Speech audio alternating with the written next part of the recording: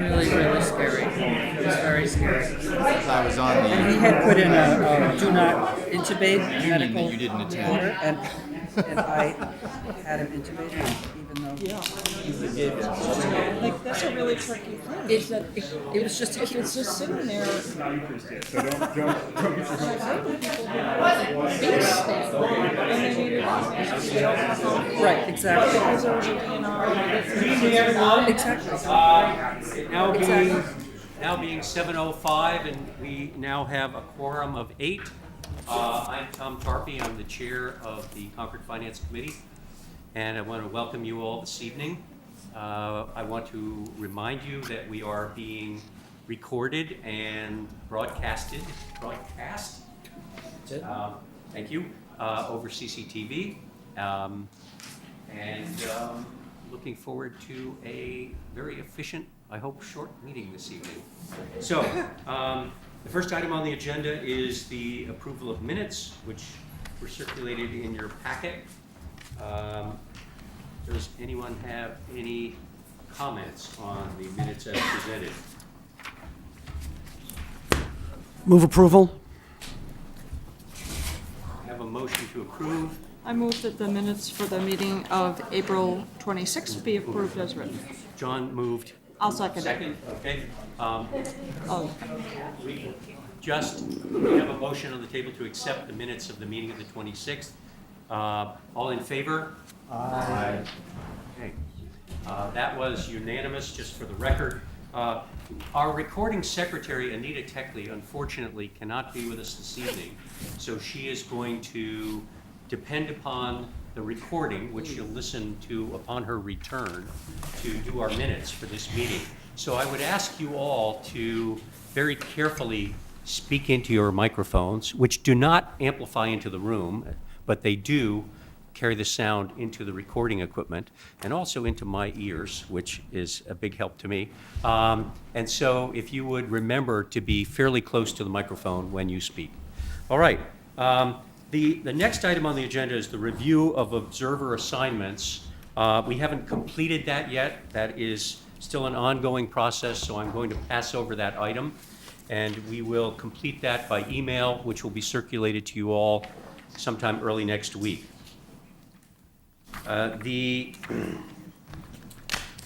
So Carrie, item number 3, the Clear Government Municipal Transparency Software Demonstration will be postponed to June. That was supposed to be on tonight's meeting, but because of the Okay, that's very good news. I had promised Superintendent Hunter that I would get them on very early in the agenda, and you're on. So let's see. Yeah, Christine, if you could share a mic with Richard. We'll give 2 mics if you need 2 mics.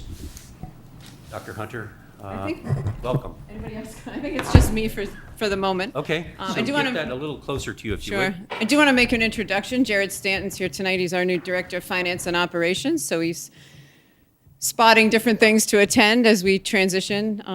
Mr. Flaherty had the last 6 weeks here, so we're glad to have Jared here tonight. I think he's here to listen mostly. I won't put him on the spot, given that he's just getting Would you himself at least like to acclimated. stand and take a bow? Of course, well, sure. Thank you.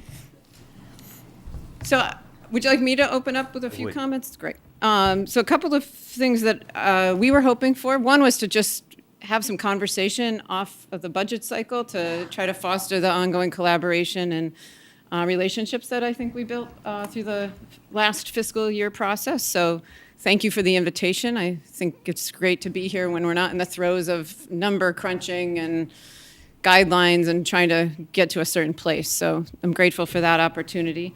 One of the main points I was hoping to talk on was the schedule of events in the budget development process.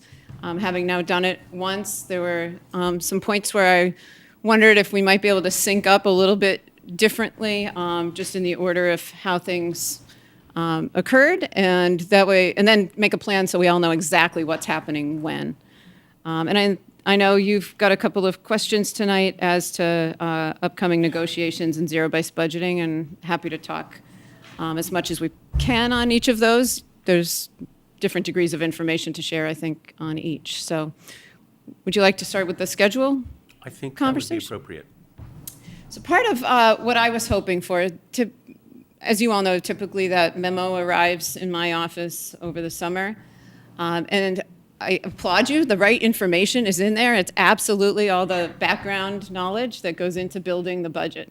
I think what I am hoping that we maybe delay that memo and that you give me flexibility in the format in which I share those answers to you. One thing I found last year was while we were doing that homework to prepare that information for you, it was very important to me that the information in the memo, which again is all the right information, it had every major cost center in history that would impact a budget development. But I think it's very important that I bring that to the school committee level first and give them the context under which we're building a budget rather than just delivering it the other way around. And that's what happened to some extent last year. We did the memo for you, which of course we also shared with the school committee, and things were just happening in a slightly different order than I might ask. I'd also ask for flexibility in the format in which we present that data to you. It constricted us a little bit to do it the way it's structured, and really just talking format, not content. So if you're willing to receive it in a slightly different presentation, that might be helpful to us. Can I interrupt? I Sure. just like to ask a question. One of the things that confused me when we went through the cycle last year, it was my first time too, Yeah. was that our starting point seemed to be different. So for example, you would come into meetings and say that you had already cut $1 million from the budget Right. when it was a budget that we hadn't talked about to Correct. begin with. So we had so we issued a guideline and Right. you see what I'm. I do, and part of So- that is a result of doing the homework of those major cost centers. We were already so far out of band Yes. just at that point that you're right, it wasn't the way any of us would have wished to Right. do it. So can we avoid that this year? I'm trying really hard to avoid that this year. And we can talk a little bit about some of the ongoing work that's going on that may result in avoiding that. But that's why that happened, Mary. I totally agree with you that I think from everyone's perspective, it felt off track of where we would have wanted to be. We were out of sync. We were out of So sync, you were saying right. you had cut money, and we were saying, but you didn't cut Correct. from what That's- from where we started. That's right. Okay. Hopefully, we're closer this time to those cost centers not being as out of band right out of the gate. That said, there's some big drivers going in before we've even started again. So we're working hard to try to minimize the impact of those big drivers. But I think I will, if we become in that position, I will present it to you differently. I think we would like then to aim to have that data prepared for the first week in October, bring it to the school committee in early October, and then spend from October till the November 13th school committee meeting. We've just set our calendar Monday night, so that the school committee would receive our proposed budgets on November 13th, and then we could meet with you anytime after that during the month of November. I assume you'd probably like us in fairly soon after. That would work well for our calendar and schedule and our process, and then somewhere in there, I expect you'd be looking at guidelines, and we'd have that information to work off of. So that's the hope, and then I think from there we see where we were at. But in the development process, Jared and I will be working all summer long. We'll be analyzing all those cost centers, preparing to deliver that information to the school committee the first week in October with a budget drafted for November 13th. So the vice chair of the Finance Committee, Dean Banfield, is also the guidelines chair. Right. I think, So I'm going to try to work with you, but I'm looking at the way we approached this last year, and I'm trying to see how we can shoehorn this in. Okay. We arrived at our final guidelines vote last year on November 16th. Now, there was some back and forth because there was a lot of angst amongst all of the budgeting entities, and we adjusted, and we had some time to do that before the warrant would close, because we leave ourselves a little leeway. In order to get to a final guidelines point, we have to have preliminary meetings, and Sure. you're suggesting that the initial take is November 13th. That's going to be that's going to really back us up. I don't know that we can really work productively with that late an introduction to your final ideas about budgeting. Just to go back through how this was done last year, the information letters were sent out by the end of July. So by August 1st, you have our requests for the various, as you call them, the various budget drivers and, our specific, information requests. And we're really not looking for anything back until like mid-October was when we had an initial sit-down. Now that, I understand that's like two and a half months. And the fact that you're early in your budget process, we're late, we start to get late in our guidelines process. So it's problematic. Right. It just is. So- Dr. Hunter, you did have a conversation with Carrie LaFleur. I did. Last Friday. And, I did. So I think it would be useful if you would explain what came out of that conversation, because Carrie really is the one who is driving Sure. us to get things done on time. Sure. And it's her, she's the one who's sort of Well, and- guardian of the schedule, so.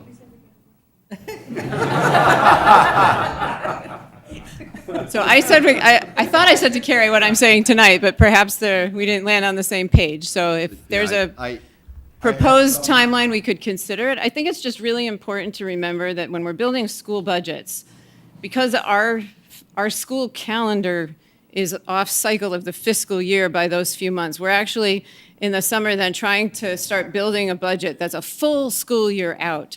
So if we do that entirely before the school year has even started, we are working fairly blindly on a number of different factors that can change considerably. So it's very valuable to have at least a little bit of the school year started up operational to make sure you know how cost drivers are working in the fiscal year you're living in before you project another year out.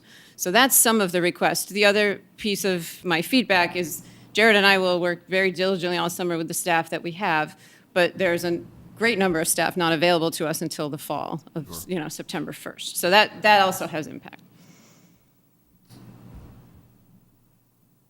So my understanding is that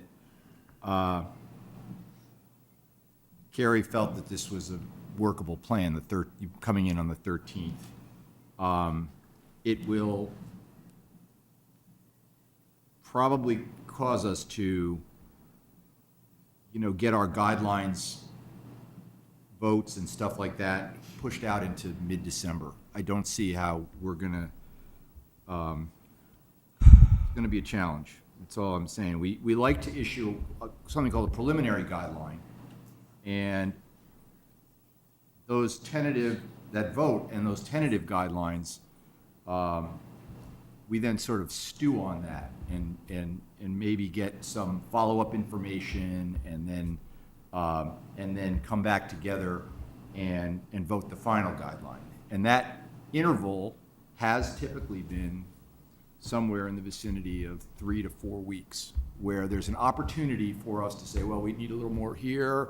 We think this is right, but you've shown a lot of stress in this area of your budget or whatever. So it gives us a chance to have some back and forth. And with this, sort of late meeting, we're going to have very little time between that meeting and when are we supposed to vote on final guidelines within a week? It's going to be a challenge for us, and puts us in a position of truncating our usual data back and forth, the give and take of getting to that final vote. So it's new for us to drive this late. We will take it under advisement, I guess. I guess I go back to last year, the number of cost drivers that were in that original data set gave you a great deal of information about what our budget challenges were going to be last year. So I think that first round of information that you will have by October 1st, while it's not a complete budget, will, I think, give you a good starting point on what our year's going to look like, whether we're experiencing unforeseen issues or we're going to be looking at new programming, which frankly I'm not planning on, but all of that is in that piece of data that we give you in early October. It's simply a matter of translating it into the budget and the numbers. There's very little that changes in terms of major decision-making for big picture items between those two things. And certainly we're willing to have conversations all along the way to inform you as best we can during the process. So it may be that there's enough information prior to November 13th that will help you to consider your decisions. It's not that far off from, it's workable. It does, what may happen is that our final guidelines vote will drift past Thanksgiving. That's all I can say. It's looking at last year's calendar, we meet weekly. And we closed out our final guideline the week before Thanksgiving. Right. And then we don't meet on Thanksgiving week, and then we meet again on we met again on December 2nd last year. So it is quite possible that feedback loop will just be pushed out till the week after Thanksgiving when we get together to vote final guidelines. I mean, I think that's what we're really talking about. Carrie, I don't know if you can see this, but maybe, Lori, maybe you can read it here easier. So after speaking with the superintendent, I proposed a little adjustment to the schedule. I'm not sure, I'm hoping I captured what our discussion was, but I understood the issue to be not that there would be a problem with you issuing the tentative guideline, but just No, I don't think the that's the timing of when she would be in a position to come back to you to present Right. her response to the tentative guideline. So the schedule does say for last year that the final guideline was voted, or should have been voted on November 16th, but it wasn't voted on November 16th. It was voted either on the 29th or the 30th, and we turned the final guideline memo around. It wasn't out on the 30th, but it was out within a couple of days after that. So I think we're looking to follow a similar pattern next year, with the exception that we're not going to bring Dr. Hunter back twice. I think just because I think you came back twice between. Come as many times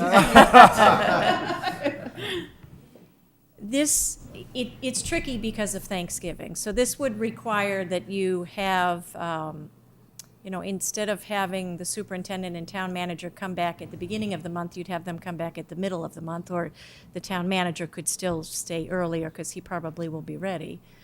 But then between November 15th and the end of November, you really need to have a special meeting. Need a meeting. Right, so it needs to be on a night other than a Thursday because of Thanksgiving. So it's either earlier in the week of Thanksgiving or doing 2 meetings the last week of November. But I think it's doable, and it would be very similar to what happened this past year. So I think at this date, as soon as possible, we ought to circulate some dates to the committee and see what days in the week of Thanksgiving people might be available to meet. So we can assemble a quorum during that. Right. Yeah. We just are gonna need another conversation, is my take on it. So, that's tough.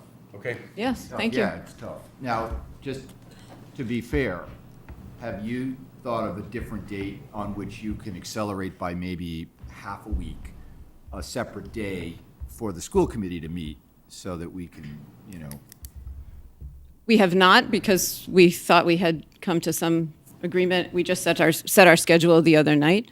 I'm sure we're all willing to be flexible here along the way, so okay, because if you're, we're backing into trying to find a Yep. meeting in Thanksgiving week, so this, appreciate that. a little, Right. a little give and take, we can probably find some solution here. Okay, all right. The only other item of note, we had to reschedule at least one meeting because the public hearing was on Tuesday, which was our regular school committee meeting. If there's just a way to avoid Tuesdays for the schools, that's very helpful to us because then we can stay on our normal business as well. Right. And that the Select Board's office schedules all of the public hearings, and they're aware of that request, and I don't see that as a problem. Great, thank We'll you. just flip the 2 nights. Okay, Great, great. thank you. All All right, okay. Thank you. Yep, So we'll thanks. Yep. continue to talk. Yep. That's- Next item. Sure. If I may, could I do the zero-based budgeting first, and we'll save the contractual piece to last? So just to talk on what Jared and I are already doing, and to his credit, he's doing it right now on his own time. Really, zero-based budgeting means we don't just take last year's budget and roll anything forward. So we're already looking at our empty spreadsheets and building from nothing. So Jared's been working on the salaries and building those so we have exactly who's doing what in the appropriate line item and can account for those costs. Over the summer, we'll be working the same way on the supply and material lines. Probably just as important as doing that kind of work has been the bigger picture work that I've been doing with the administrative team in terms of reorganizations and new approaches. So already of note, we are looking at special education restructuring at the high school is underway. At Thoreau is well underway and looking at some very substantial changes there for the fall. And the other schools are all on the path towards perhaps not dramatic changes for this fall, but for the subsequent fall. Central office, Ripley, we're doing a pretty significant reorganization. We've had some administrative changes and are allowing us to have a really great opportunity to do that. I assure you we are doing the same work with less staff and cost, so that will have impact. And then we're looking at our support staff as well, which is both across special ed and regular ed, and looking at how we're using folks. So what I will say about the way the schools have responded to the discussions of our last fiscal year is that there's an energy and a commitment to realizing that our efficiency with money matters, and people are bringing ideas to me, and there's a real, really great momentum happening, and sometimes changes like that, if it comes from the grassroots of, boy, I think we could try this, and not only would it be better for kids, which by the way is my first rule, I'm not gonna just do things to save money, they have to be good for kids, but we could do it better for less. And I'm hearing more and more of that, and I think there's a really growing sense of we all want to be in this discussion together. It's not a school committee, finance committee, superintendent discussion, it's an everyone discussion.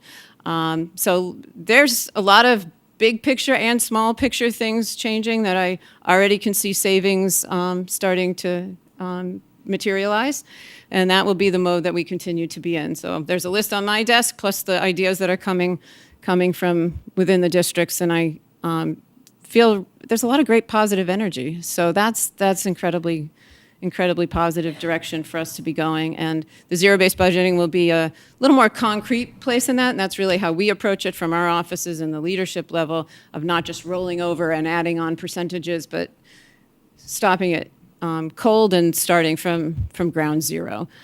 So we're already beginning that process because it is a lot of time and work. You cannot do that in a window of August, September, October, and feel really good about where that's going. So nope, don't ask me a number because I'm not going to be able to give you that. But we're working in the right direction. Ask you, when can I ask you that? Yeah, I knew somebody was going to. November 13th. So lots of moving pieces, but we're definitely going in the right direction. I say that with facts on my desk that show it. Any other questions on zero-based budgeting? And that's a very simplified version, but that's what we're doing. We're really starting from like how are we accounting for what and making sure the lines completely sync up. June. I would like to say that I would be thrilled if you carried back to your administrative team and to the faculty that it's really exciting to hear the groundswell of enthusiasm Yeah. and their willingness to bring ideas forward. Absolutely. And that might be one of the most exciting things I've heard in 5 years of coming to FinCom meetings, that people are being creative and that there's a really good two-way flow of communication going on. And I personally am grateful for those efforts that people are making. Yes, thank you. You're right. I will definitely pass that message back along, because they feed each other. Once they get a good idea and it goes somewhere, then someone else gets a good idea, and that's ultimately the way we want to do a lot of this work. So absolutely, I will bring it back. I also want to commend you for the zero-based budgeting and your approach and your openness about this whole process. So, are there going to be, is there going to continue to be a school budget subcommittee overseeing all this?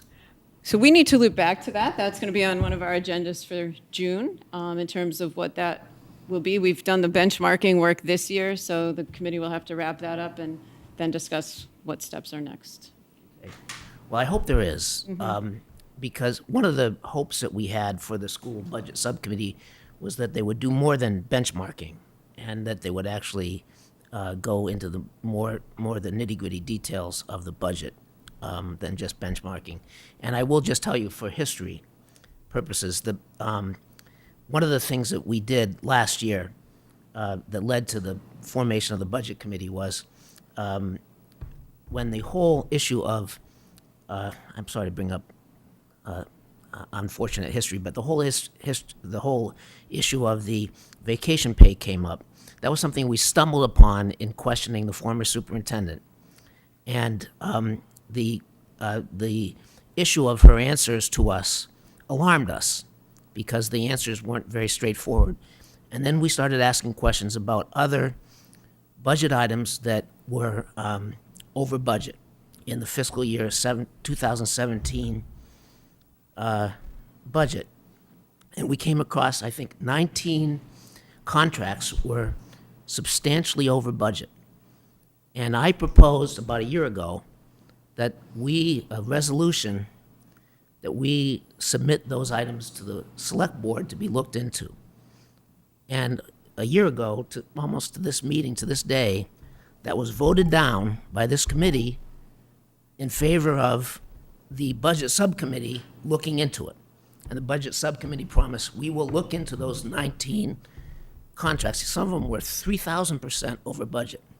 They were almost all consulting contracts. Several $1 million worth of consulting contracts that were over budget. And that was never looked into. And that was just for fiscal year 2017. And what I was suggesting was this could have gone on for 10 years. Consulting contracts were substantially over budget with no explanation. Now, one thing that did happen is somebody gave me a spreadsheet full of gibberish that said, oh, here's some information about those contracts, but nothing was ever done. So I hope that somebody looks into those, at least for fiscal year 17, if not all those years, because we don't know how those consulting contracts ended up substantially over budget. So I know that's not going to happen in the future, No. but No. but these are still concerns we have. And I hope the budgeting subcommittee does go back and look at these things, because Yeah, I think I'm going to leave to the folks behind me how much history they want to dive into. I feel like my job's the going forward work, but they're obviously all here and heard you. So we will take that up in that discussion. Not at all. Wally Johnston, member of the school committee. I'm not sure what you're talking about, Phil. That was not in the charge of the budget subcommittee. In the contracts you're talking about, I've listened to discussions about line items that were over budget from what we started with. I've never seen a list of consulting contracts that were 3,000% over budget. The charge of the budget subcommittee was to look at benchmarking, to look at the way we were doing the budget process. It was not to be engaged necessarily in the process of the development of the budget. Part of what we were going to do is look at and make recommendations about what to do with that. The budget was developed with a lot of input from both of the chairs last year, Dan and Heather. A significant amount of involvement, probably more so than had been done in a number of years past. Yeah, all I can tell you is I could forward you the letter, I believe it was written. That identified the 19 budget items. They weren't all consulting contracts, but they were all accounts that were substantially over budget. Mhm. And they were very clearly identified. Yeah, and that, I understand that, and there are a number that are significantly under budget. And we don't make, we started last year with the process of making adjustments to sections of the budget rather than specific line items during the course of the year and voting on those as a committee. We will continue to do that. We've have made the decision not to get into voting specific line item adjustments to the budget, mainly because of the significant amount of time it would take for the finance department to do that. And I think you can look at this superintendent, and I expect Jared to do the same. And, we'll be watching those, but some of those things develop over the course of the year. It's one of the reasons that what we just talked about timing is important, because we need some experience with the given school year to understand how things are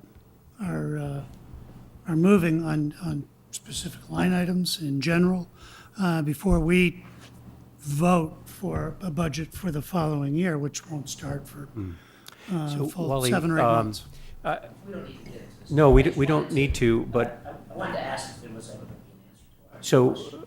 what transpired last year was a lot of discussion and curiosity about some line items that seemed to have gotten out of control somehow. And there was a proposal to send those data off to the select board to ask them to look into it.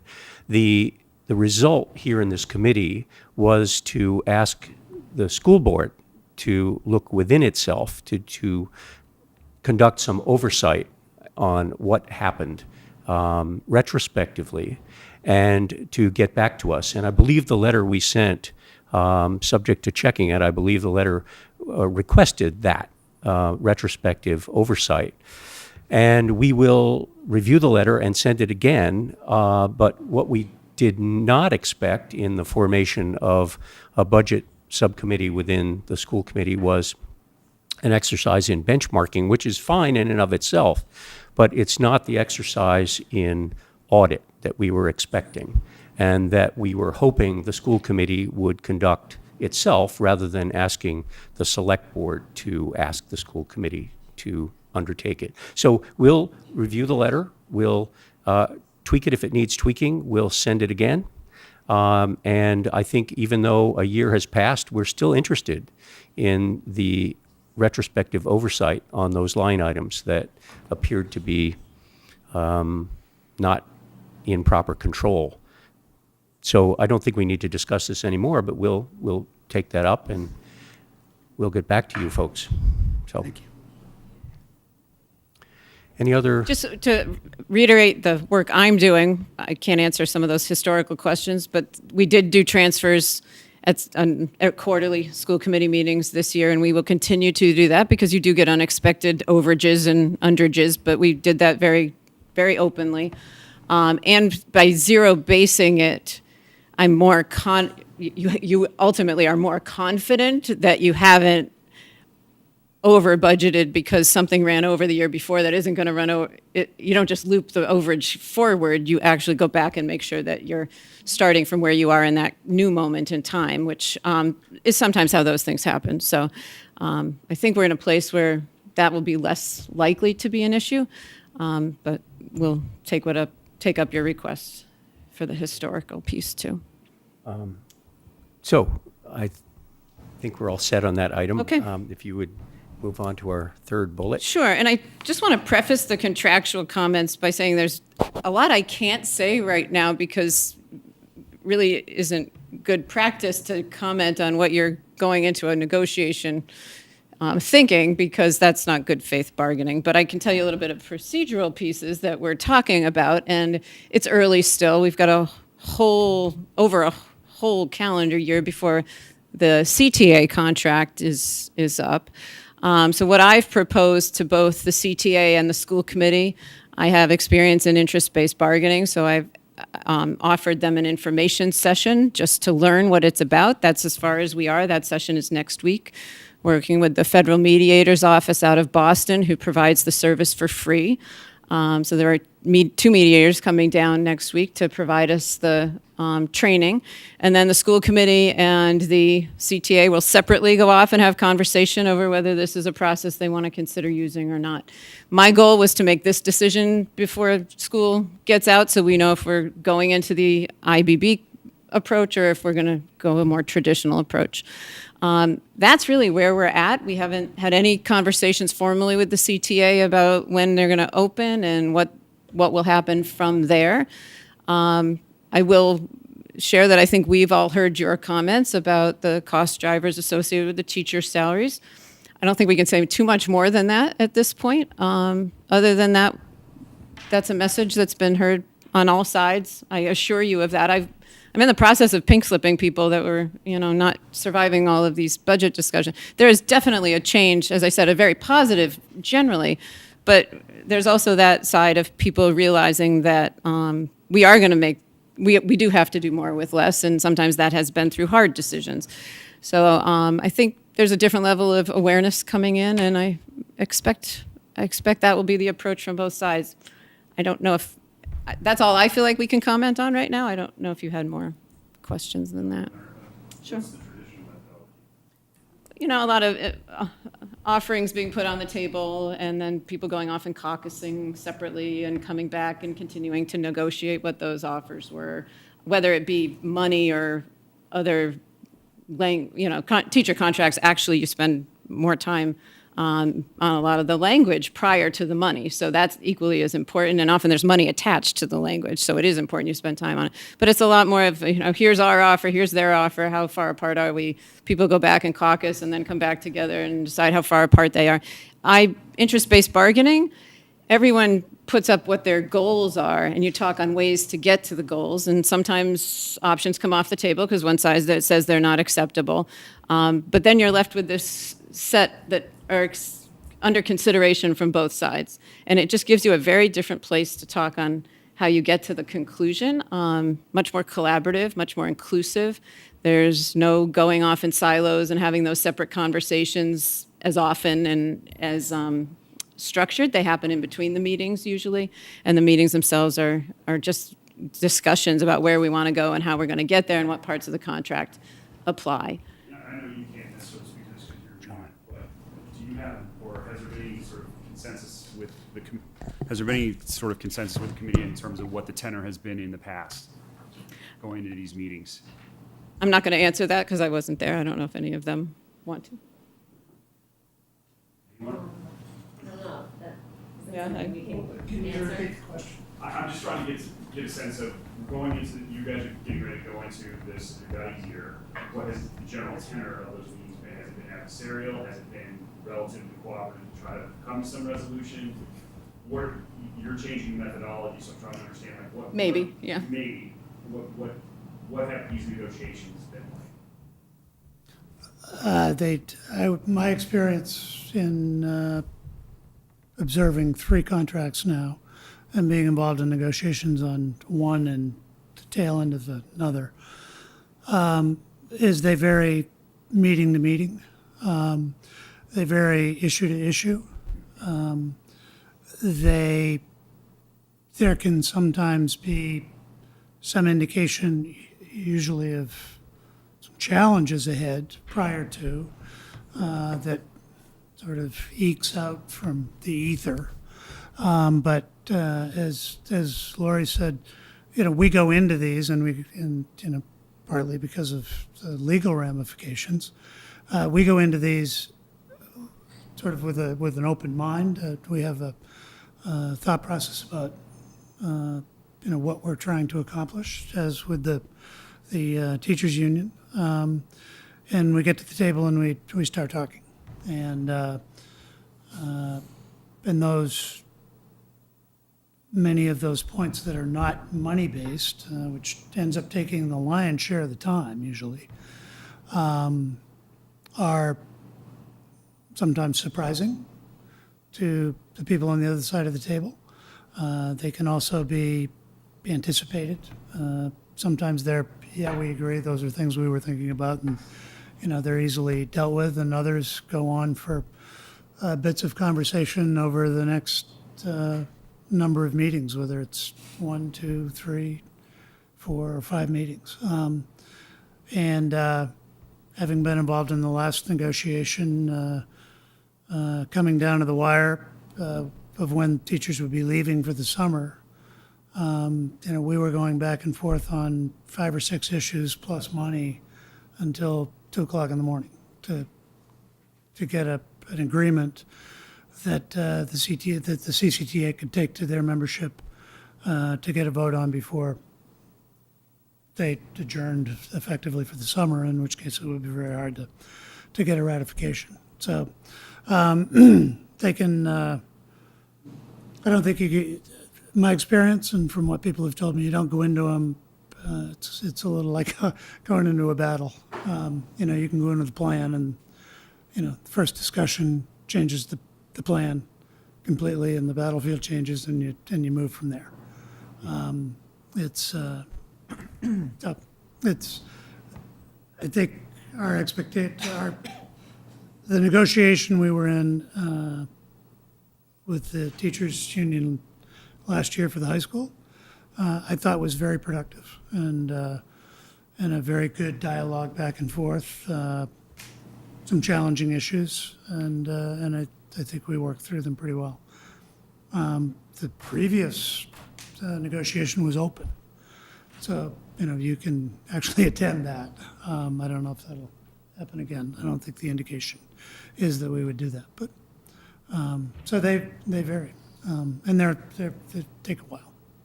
Dr. Okay. Hunter, I'm sorry, I go have right a ahead, question. please. Does the contract impact your ability to take reduction in force? The contract dictates how we take reduction in How, force. but not whether or not you can? No, Okay, no.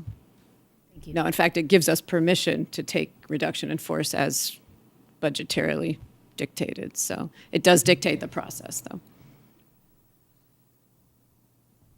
I think we're set. Okay, thank you. Thank Can I you ask- very much. Pleasure. Oh, I think it's, oh, I'm sorry, John. John's got One one more more. question, Absolutely, Mr. Chairman. Do you think it would be helpful and instructive to this committee for the purpose of understanding what the impact of a zero-based budget could possibly be for us to go back and look at previous instances in districts where zero-based budgeting has been introduced for the first time? Probably, yes. How we'd get to, where we'd find that resource, we'd have to do that homework. Unfortunately, my history with zero-based budgeting was under great duress of a budget crisis, and we zero-based. Yes, we got the number lower, and it was still not low enough to meet what the town had for revenue many years ago, and so how it would show would be that it looked like we still had to cut. So Yeah. that would be the trick. Rather is than an extraordinary instance. showing it in a healthy environment. Showing it in a Right, more normal right. environment. Right. Well, let me see if we'll work on trying to make Come up some with a connections couple there. of, Sure. Maybe Sure. one of our new colleagues would Yeah, know maybe something Jared's about going to that. solve that for me while I sit here, right? Because it's important, I think, to start framing Yeah. what the impact might be Yep. sooner than Yeah. November 13th, right. Thank you. Great. Dr. Hunter. Thank you. I look forward to other little meetings like this. Uh, I we- think this is, Yeah, no, I think we'd love to have some ongoing dialogue. yep. Great. So, good luck with your Thank you. Herculean effort. Actually, there's a lot of excitement around it. The more you get into it, it's pretty energizing. believe it or not. So, That is great. thank you. Thank you. Thank you, school committee members, for being here. I appreciate your coming. I think the expression, Wally, is everyone has a plan until they get punched in the face. That's the one you were looking for. Probably less combative. Next on our agenda is Gary Kleiman from the Comprehensive Long Range Planning, who's... That's Christine's. That's all right. Mr. Kleiman. Thank you. Gary Kleiman, 57 Central Street. And Gary, could I interrupt you for just 1 minute? I've been sort of a mannerless clod and forgotten that we have a new member in our committee, and I wanted to introduce to everybody Grace Hanson, who is here for her first meeting with the committee. And Grace, if you wouldn't mind, I would ask you to just say a few words about yourself as you feel comfortable. And Okay, thank you. Well, I moved to Concord about 2 years ago after my husband died. I am a lawyer. I practiced for about 15 years doing commercial litigation, mostly corporate, and then I went in-house to be an insurance executive. I have been through zero-based budgeting a couple of different times. It's a miserable experience if you're an executive. But I know nothing about municipal finance, so I'm going to be learning a lot. So my apologies in advance for asking questions that may seem silly. thank you very much and welcome. This is the law side. All the lawyers are on this side? Oh, no. No, so Wait a second. Swain is also a lawyer. He's not here tonight. He's not my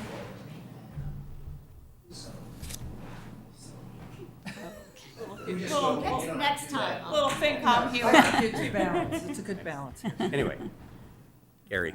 I have no problem with lawyers, but I'll sit on this side of the table. I'm a scientist, and I'm the co-chair of the Comprehensive Long Range Plan Committee, the Planning Board representative. I'm also on the Planning Board, but I'm representing them on the Long Range Plan Committee. And as the co-chair, my fellow co-chair, Elise Woodward, who can't be here tonight, and I are seeking to infuse a little bit of fiscal sustainability thinking into the Long Range Plan.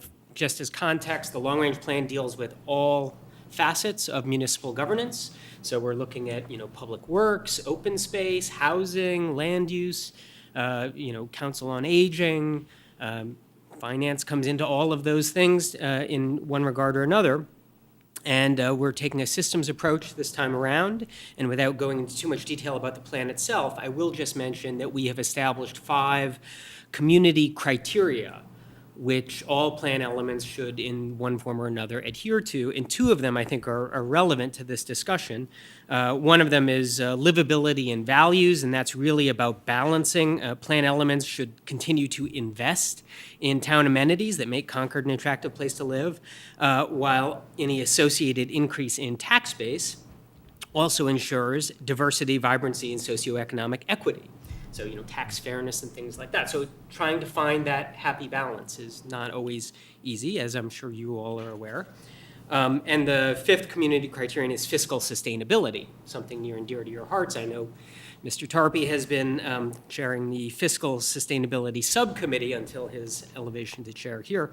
So I know you guys have been looking into fiscal sustainability. That as context, the reason I'm here tonight is our end goal within the plan is to try and create the ability to have a community conversation around these topics. And our end goal really is to create some fiscal illustrations of the kinds of trade-offs. Well, there's really a 2-part goal. One is to create fiscal illustrations of these kinds of trade-offs within the plan so that we can begin sort of having a community conversation about this, rather than the year after year budget cycle process, looking narrowly at an annual number, a longer term projection that enables us to think, what is the implication of a 1% or 2% difference in a budget on a year-to-year basis over 10 or 15 years? And the second goal, perhaps more akin to everything's going fine until you get a punch in the face. The second goal is to infuse the long-range plan with some thinking on how do you deal with, fiscal shocks of one sort or another.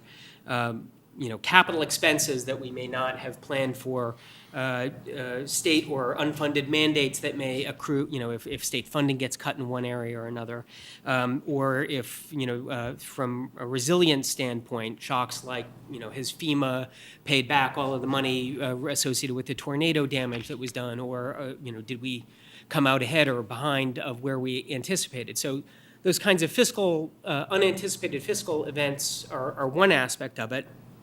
But coming back to this first goal, these fiscal illustrations, we had requested, and I don't know whether this is a wise approach or not, and so I'm here to sort of, I guess, ask if you have alternative ideas.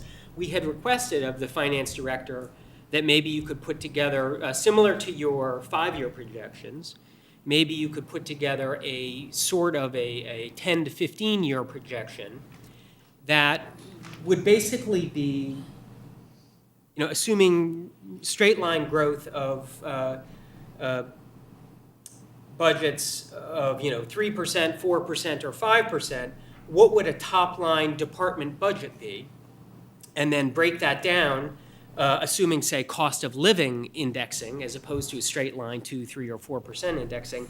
What would their current staffing levels result in? What would insurance, OPEB, and retirement result in? And what's left over? So that somebody like Jared or the superintendent, we had this, I keep looking back to the school committee because this came straight out of a conversation we had with the school committee. Being able to have this community conversation, you need to have some numbers to work with so that you could say, well, and I'm sensitive here because I know Rob Carter's in the back row and I don't want the front page of the Concord Journal tomorrow to say Gary Kleiman says X teachers were laid off, but under a 2% growth scenario, the school committee might be able to put together some sort of illustration saying that literally, if current staffing levels prevail and retirement commitments are upheld, there would be zero or negative budget for classroom materials or program support. May have to consider laying off, X numbers of teachers or Y number of teachers at the, K through 8 level, maybe leasing buses or, modular classrooms instead of a middle school. Whereas at a 5 or 6% budget level, we'll have a new middle school and we'll be able to have that debt absorbed within the annual capital outlays. We would be able to hire, additional special ed teachers. We would be able to add athletic programs or language programs in a certain area. So I'm sensitive to the fact that we don't want to start putting out there markers that we may or may not be able to keep 12 or 15 years into the future. At the same time, I want to put on the table something that will enable us to begin a community conversation about the implications of basically compound interest. What does a 12-year or a 15-year, what does 1% on an annual budget cycle mean over 12 or 15 years? So stepping back from just the simple math of what would the numbers be top line if we grew them at a certain number, I think that just stepping back to listening to Dr. Hunter talk about that we're in late May and that her ability to feel good about producing numbers for the next fiscal year it's very squishy, and she needs 5 months to be able to forecast out 18 months from now. So the answer in any given year of, let's say that we picked a number that the Concord number was going to be 3%, and we'll just use the schools without the Concord Journal reacting, that in any given year, how the 3% would be deployed would depend on things like, did we have an unusual population move into town who needed special services, or all the unpredictable things. And so we could say that the number was going to grow at the top line at any number, and in no way, shape, or form be able to lay out scenarios of what that money would be spent on, because we have no visibility even 18 months forward on what we would do if a magical $250,000 dropped into the high school budget in terms of where would be the best place to spend it when that academic year started. And similarly at the town, I think that one thing that, and I'm starting my 6th year on FinCom, is that I don't know that when people propose new programs or improvements, that they understand that the bump in expense is then, we're gonna carry that forward permanently. And so when we think about a new great idea that is gonna require, whether, let's say that it's pocket parks and they need maintenance, that it's not just the CapEx, it's the maintenance going forward, and that bump up will stay with us and be part of the new base in the out years. And that in thinking about anything new, that in general, without a change in the population size or the number of road miles, that we would expect our budgets to grow with inflation if we held everything else constant, right? But if we want an improvement in services that requires more equipment or manpower, then the number's going up above the baseline because we're enhancing services, and that number is going to get spread over the population, and that when we propose, let's add a person to help coordinate our green effort, and the cost increase is going to be X for their salary. Well, we'll have that person with us not just the 1 year, the one time, and then they're going to have a pension and post-retirement health benefits, and that the cost is not just the salary cost. And so understanding that all of our great ideas and all the ideas that come to FinCom are great ideas, but the growth gets carried with and compounded. And when we looked at our committee, a lot of our growth has outstripped the metrics in population growth. And if a program is mandated by the state or federal government, then we're going to be implementing it and carrying that cost, and it's not discretionary. But going from Concord is a 98% perfect community to, what would we spend to be an A+, that those are incremental costs. They get carried forever. They go up, and we all bear the cost. But we can't forecast out, and even the 5-year forecast is really squishy.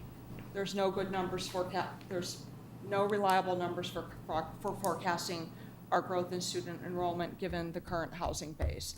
And so No, I understand. And I would say that thumbnail description of how to think about a new program and what it means is probably better than saying, if I gave a 6% number, then I could have X more police officers or whatever.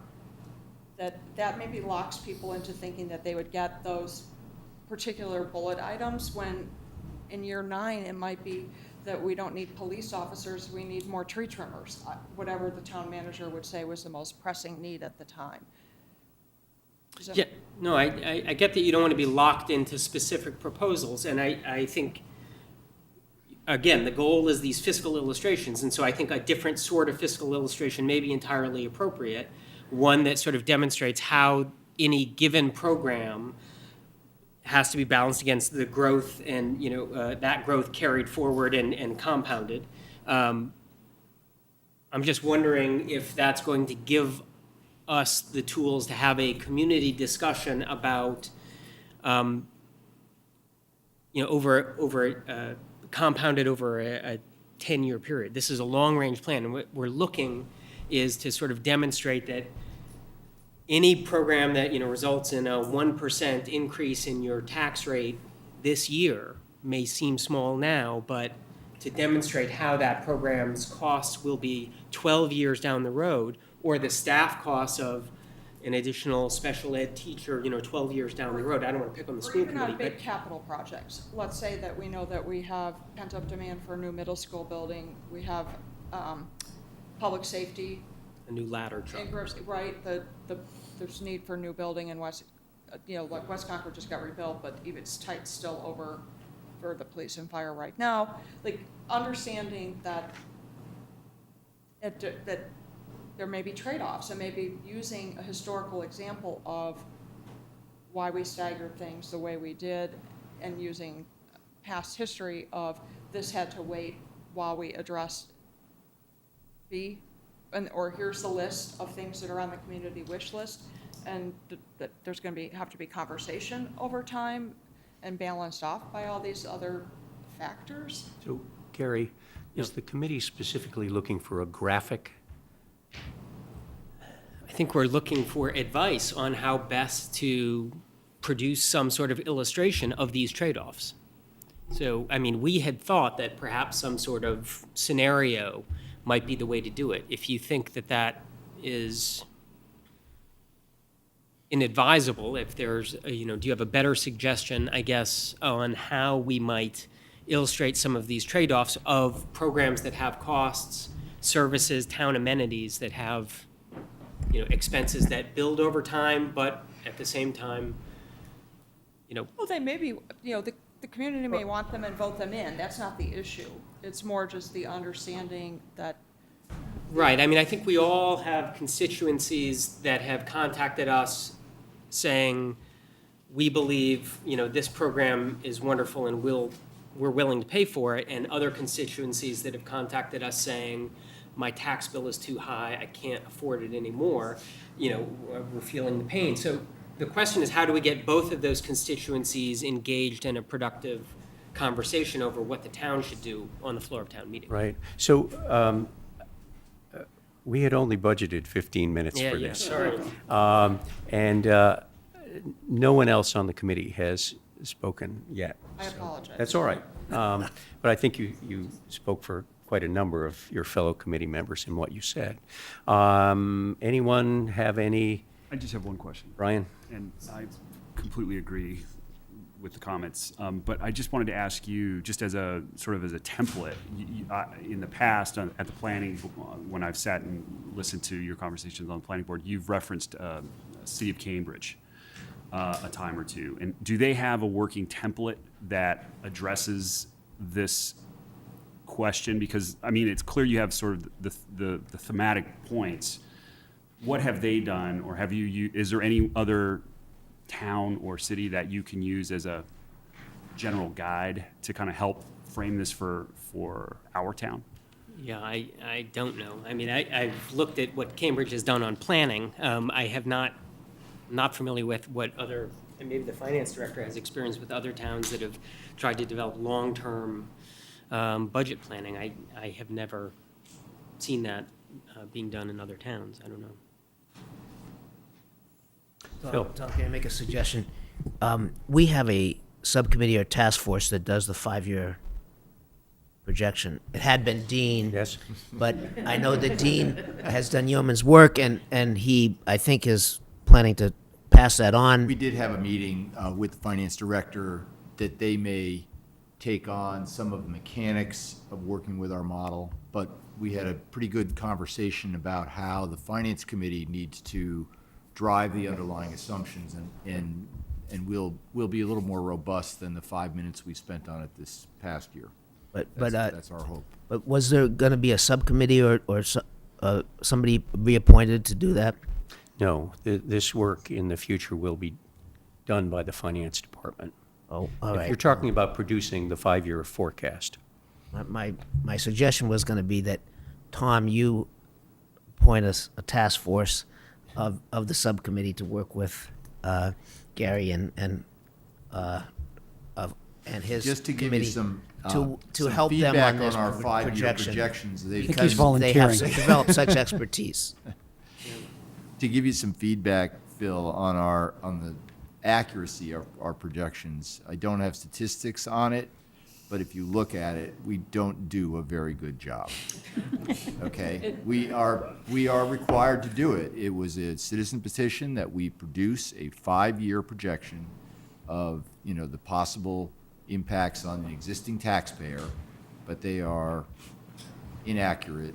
There's a big difference They're between inaccurate. projections and predictions, and I think, we'll be very clear and completely understand that, even if you caveat things, people don't always understand that projections are not predictions. I'd like to make one anecdotal comment relative to what June was saying. 5 years ago, could we have projected or could we have presumed that we would buy a beach on Warner's Pond? Probably not. I don't think anybody would have said, oh yeah, we're gonna have a public swimming facility. Now, 3 years from now, do we have a clue how much that's gonna cost the town to run a public swimming facility? I don't know that we do. I don't know that we have a budget for how much it's gonna cost to man the lifeguarding, how it's gonna get paid for. But we bought the land and we want a swimming facility. We want to have a nice recreational facility at Warner's Pond. So these kinds of things we do. But it seems like we do just have. take a leap off the diving board, saying, okay, we're gonna take care of it. It's gonna be okay. So I think, Gary, that I think we probably all understand what it is you would like. Yeah. I don't think it exists. And what I would suggest you might consider instead is using this year's 5-year projection. I don't know whether we can get it ready, 5-year forecast, in time for to meet your deadlines, combined with a narrative which talks about the long-term effects of any change in budget, and also talks about how faulty all of our forecasting has been in the past. But I think to create a 10 or a 15-year forecast or projection, whatever you want to call it, is only to put something out there that's going to be wrong the minute it's put on the paper. And I think you've convinced me that putting out an entire town budget that may be quite wrong 10 or 12 years down the road is certainly folly. But what about a smaller example, like a town beach or something like that? If we could start to think about, what some of the expenses might be, and then again, use the tools. We do have resources. We know how compound interest works, and we could make an assumption about the number of staff required to operate or man it. It may be wrong, and we can acknowledge that and caveat that, but just to make the point that 10 years from now, the cost of that will be X. Does that still seem wrong? I mean, it seems to me that starts to get at what we're looking for, trying to demonstrate to people that your point. So let's say you could take a hypothetical project like a hockey rink. This would be the imaginary capital costs, and if the typical number of staff is blah, and like that. So if somebody has so if this is how to think about your proposal for the town exercise, you could come up with a hypothetical good idea and how somebody could potentially do a back of the envelope look at what are all the possible financial impact on the town one time and going forward in terms of. I think, some sort of example. So if you want to do an example like that has real value in terms of how to think about. Is that what you want, or are you looking for rules of thumb that sort of help people understand if you add these many people in this department, on average, it's going to cost you X for the next 5 years? I think both of those things would probably be more useful than not addressing this topic in the long-range plan. So we're looking for some ideas, and so. Why wouldn't you take the budget drivers rather than a one-off project? Why wouldn't you look at the budget drivers where you have a history Right. of That's where we rates of started, increase? Right. Budget drivers for each department and move those forward 10 or 12 years, but it sounded like people. So just for one point of clarification, you're taking sort of the state of affairs now, and then you're incorporating sort of this 10 to 15 years, these five themes, and you're trying to sort of incorporate it into sort of the current format of the way the town operates. So hypothetically, if we were to incorporate these 5 themes within the context of the long-range plan, how would that impact the overall? It's more we're trying to present a way for the citizenry to understand the impact of a decision. It goes back to the point that June started with. When you make a decision, that decision has costs that grow and carry forward and are compounded. I mean, So because I think you're being able to you're- illustrate that. It sounds as if that's what needs to go into the plan, and that's it. The sort of the that statement, but it'd be nice to have some illustrations of that, some examples. And so I suppose if we can't do an example at sort of the town-wide level, then picking and choosing a few projects, because, we, as I said, we cover all kinds of municipal functions, and there's lots of recommendations in the long-range plan in each of them, and they all cost money. And so we want to be able to somehow capture that just because this idea is here, we still need to think about what are the long-term fiscal implications of it and how we balance our town amenities against the other. I completely hear you, but I guess it just feels as if it's a bit of a futile endeavor 10 to 15 years out. And we, just to kind of put a number on it, I guess I'm getting trapped in the idea that we should be putting some type of quantitative frame around this, as opposed to sort of thematically saying, costs are definitely going to go up. We could probably provide some type of broad range for people, maybe. But that could be difficult. That could be difficult. Well, so it sounds like perhaps I should discuss offline, maybe with a member, or I don't know if you would be willing to volunteer. I could speak with June separately and the finance director about appropriate examples of maybe narrower fiscal illustrations that we might put in there. And I would also welcome input on, as I said, these fiscal shocks. If an unanticipated expense comes up, maybe the beach is another example of that. I don't know. That's That, unanticipated. We all voted for it. Right? Yeah, right. But, And something happily, else.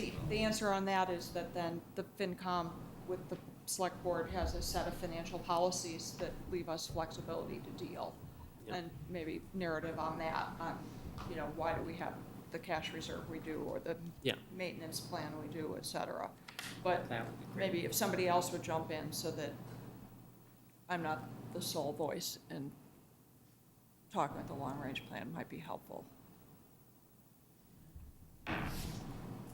Or you're stuck with whatever I say.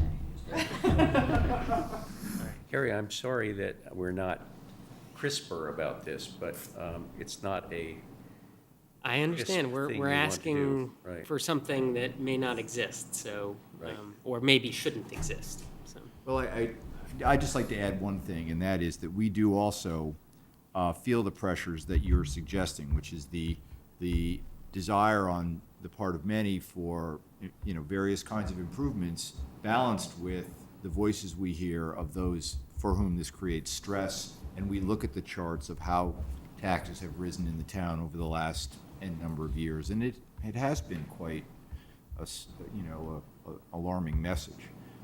So these balancing, these countervailing forces are something that really does go to the heart of, what is our town going to be tomorrow and 5 years and 10 years from now?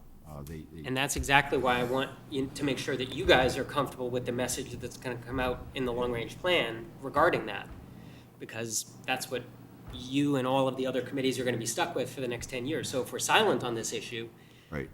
It could be problematic. So trying to get the right message out there would be valuable, so.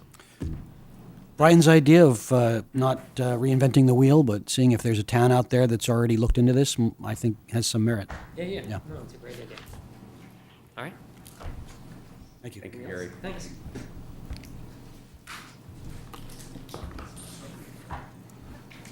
So next, item number 6, is an update from the Affordable Housing Task Force.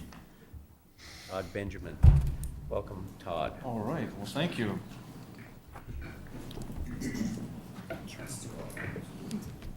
Okay. Oh, thank you, everyone. Let's see. Where's the school committee? They've taken their chance, taking their shot.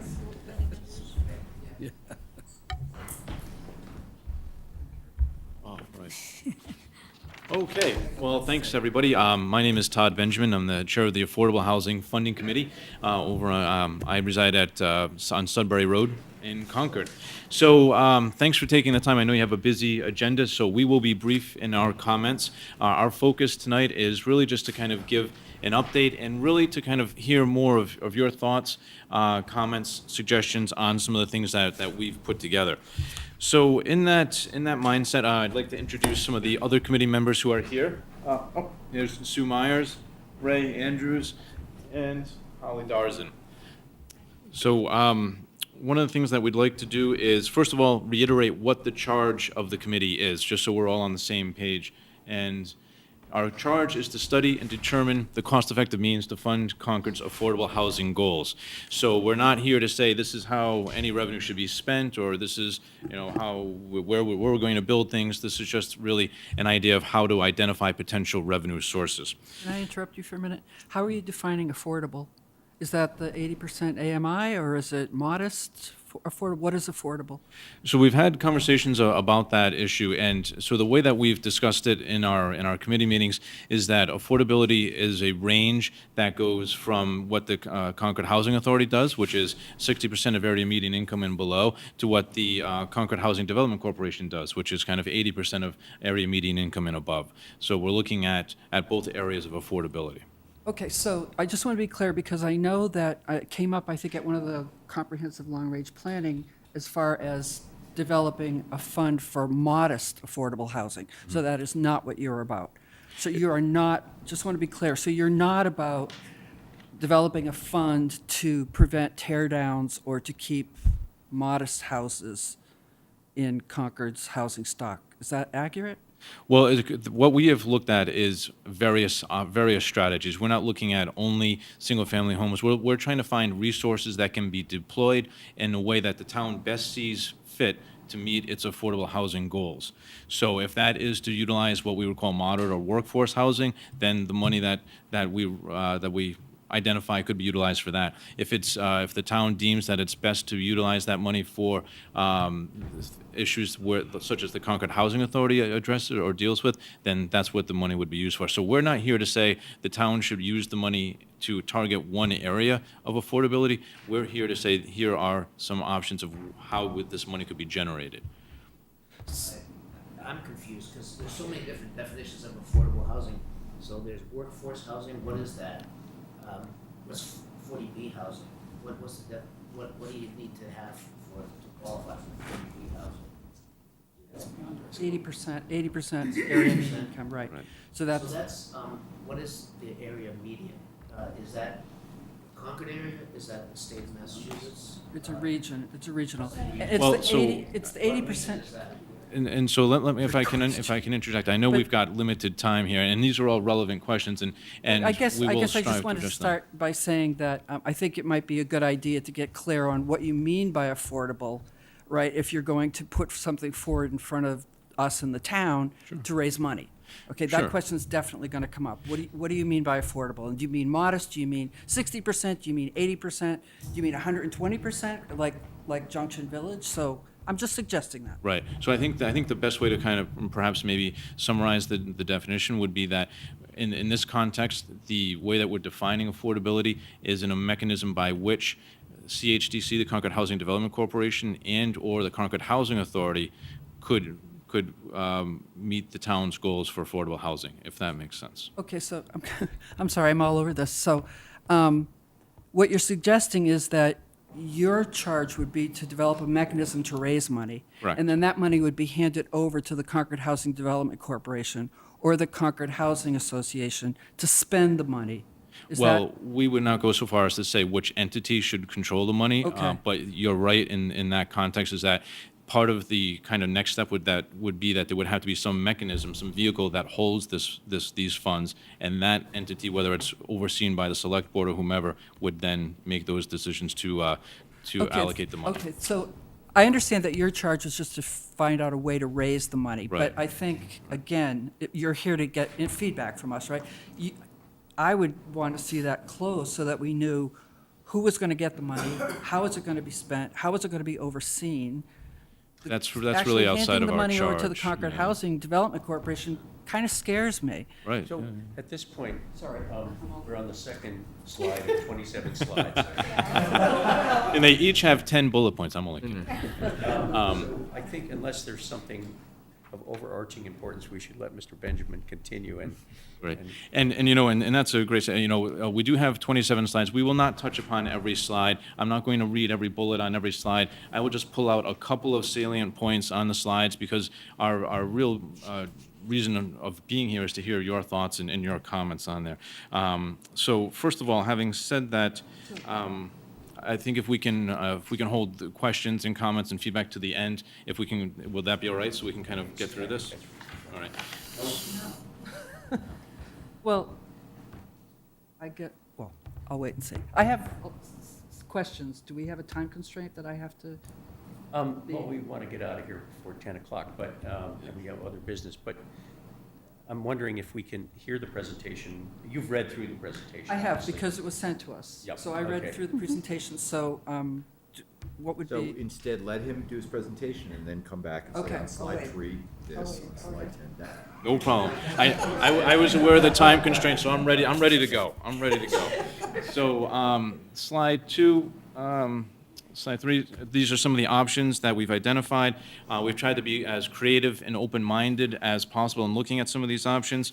In looking at these options, we kind of started out with the idea of, you know, a couple of assumptions. So 2 of these assumptions that I would highlight on this slide is that, as has been expressed at the 2017 town meeting and in other venues, the residents of Concord have expressed the desire to have affordable homes, to keep that above the 10% rate, which is a 40B issue that was mentioned a little bit earlier.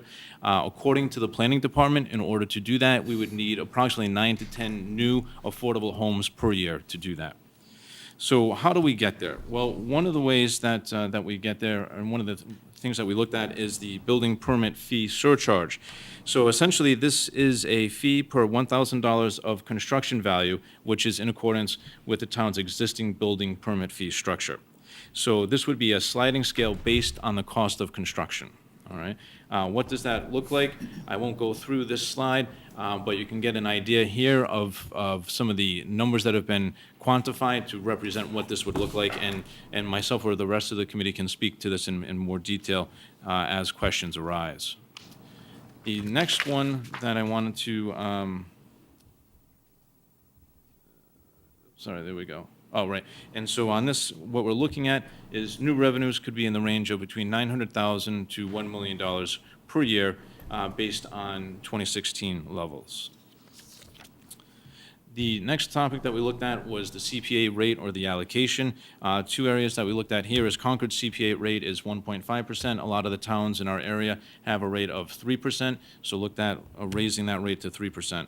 We also looked at dedicating more than 10% of CPA funds every year to affordable housing. And the next slide illustrates some of the numbers that have come out in that analysis. And again, we can go through that in a little more detail as time allows. The next option is free cash. According to the town's financial policies, free cash is to be maintained at levels between 5 and 10% of the general fund budget. Over the last 5 years, free cash has been at about 12%. So one of the options, one of the concepts is to promote or to amend the town's financial policies to allow up to 4% of revenues that would be allocated to free cash to be allocated to affordable housing. So what that would do is, if we were to look at that, and these are just some examples, just some quantitative examples there, but by looking at what the projected numbers would be, this would amount to approximately $4.4 million a year based on these numbers from the finance department, which would result in potentially 7 affordable homes per year. The next option that we looked at was pilot payment in lieu of taxes. When we looked at this, we looked at the 6 largest exempt entities that do not pay tax. They control an area of about 1,000 acres in town with a land value of over $228 million. And also, we would point out that any property that is acquired by exempt entities ceases to pay taxes. So if it was a property that was paying taxes, it comes off the tax rolls. So paying only 50% of the tax owed in this context would yield about $1.6 million a year for affordable homes. Here is just an example. Massachusetts is one of the states that is proactive in the pilot regards. And you can see some of the communities there. Of course, there are the large ones like Boston and Cambridge, but also some small ones like Salem and Amherst, et cetera, who have pilot agreements with organizations in their communities. I think the other thing I would point out on this slide is that in this consideration of pilot, this is not a discussion about the services that entities utilize. It's more a discussion about the consumption of land and how that impacts the land values for everybody else in town. The next thing is close relative to pilot, Lieu, which is a payment in lieu of units. This is something that other communities are looking at. This is where a developer would make a cash payment to the town as opposed to building affordable units.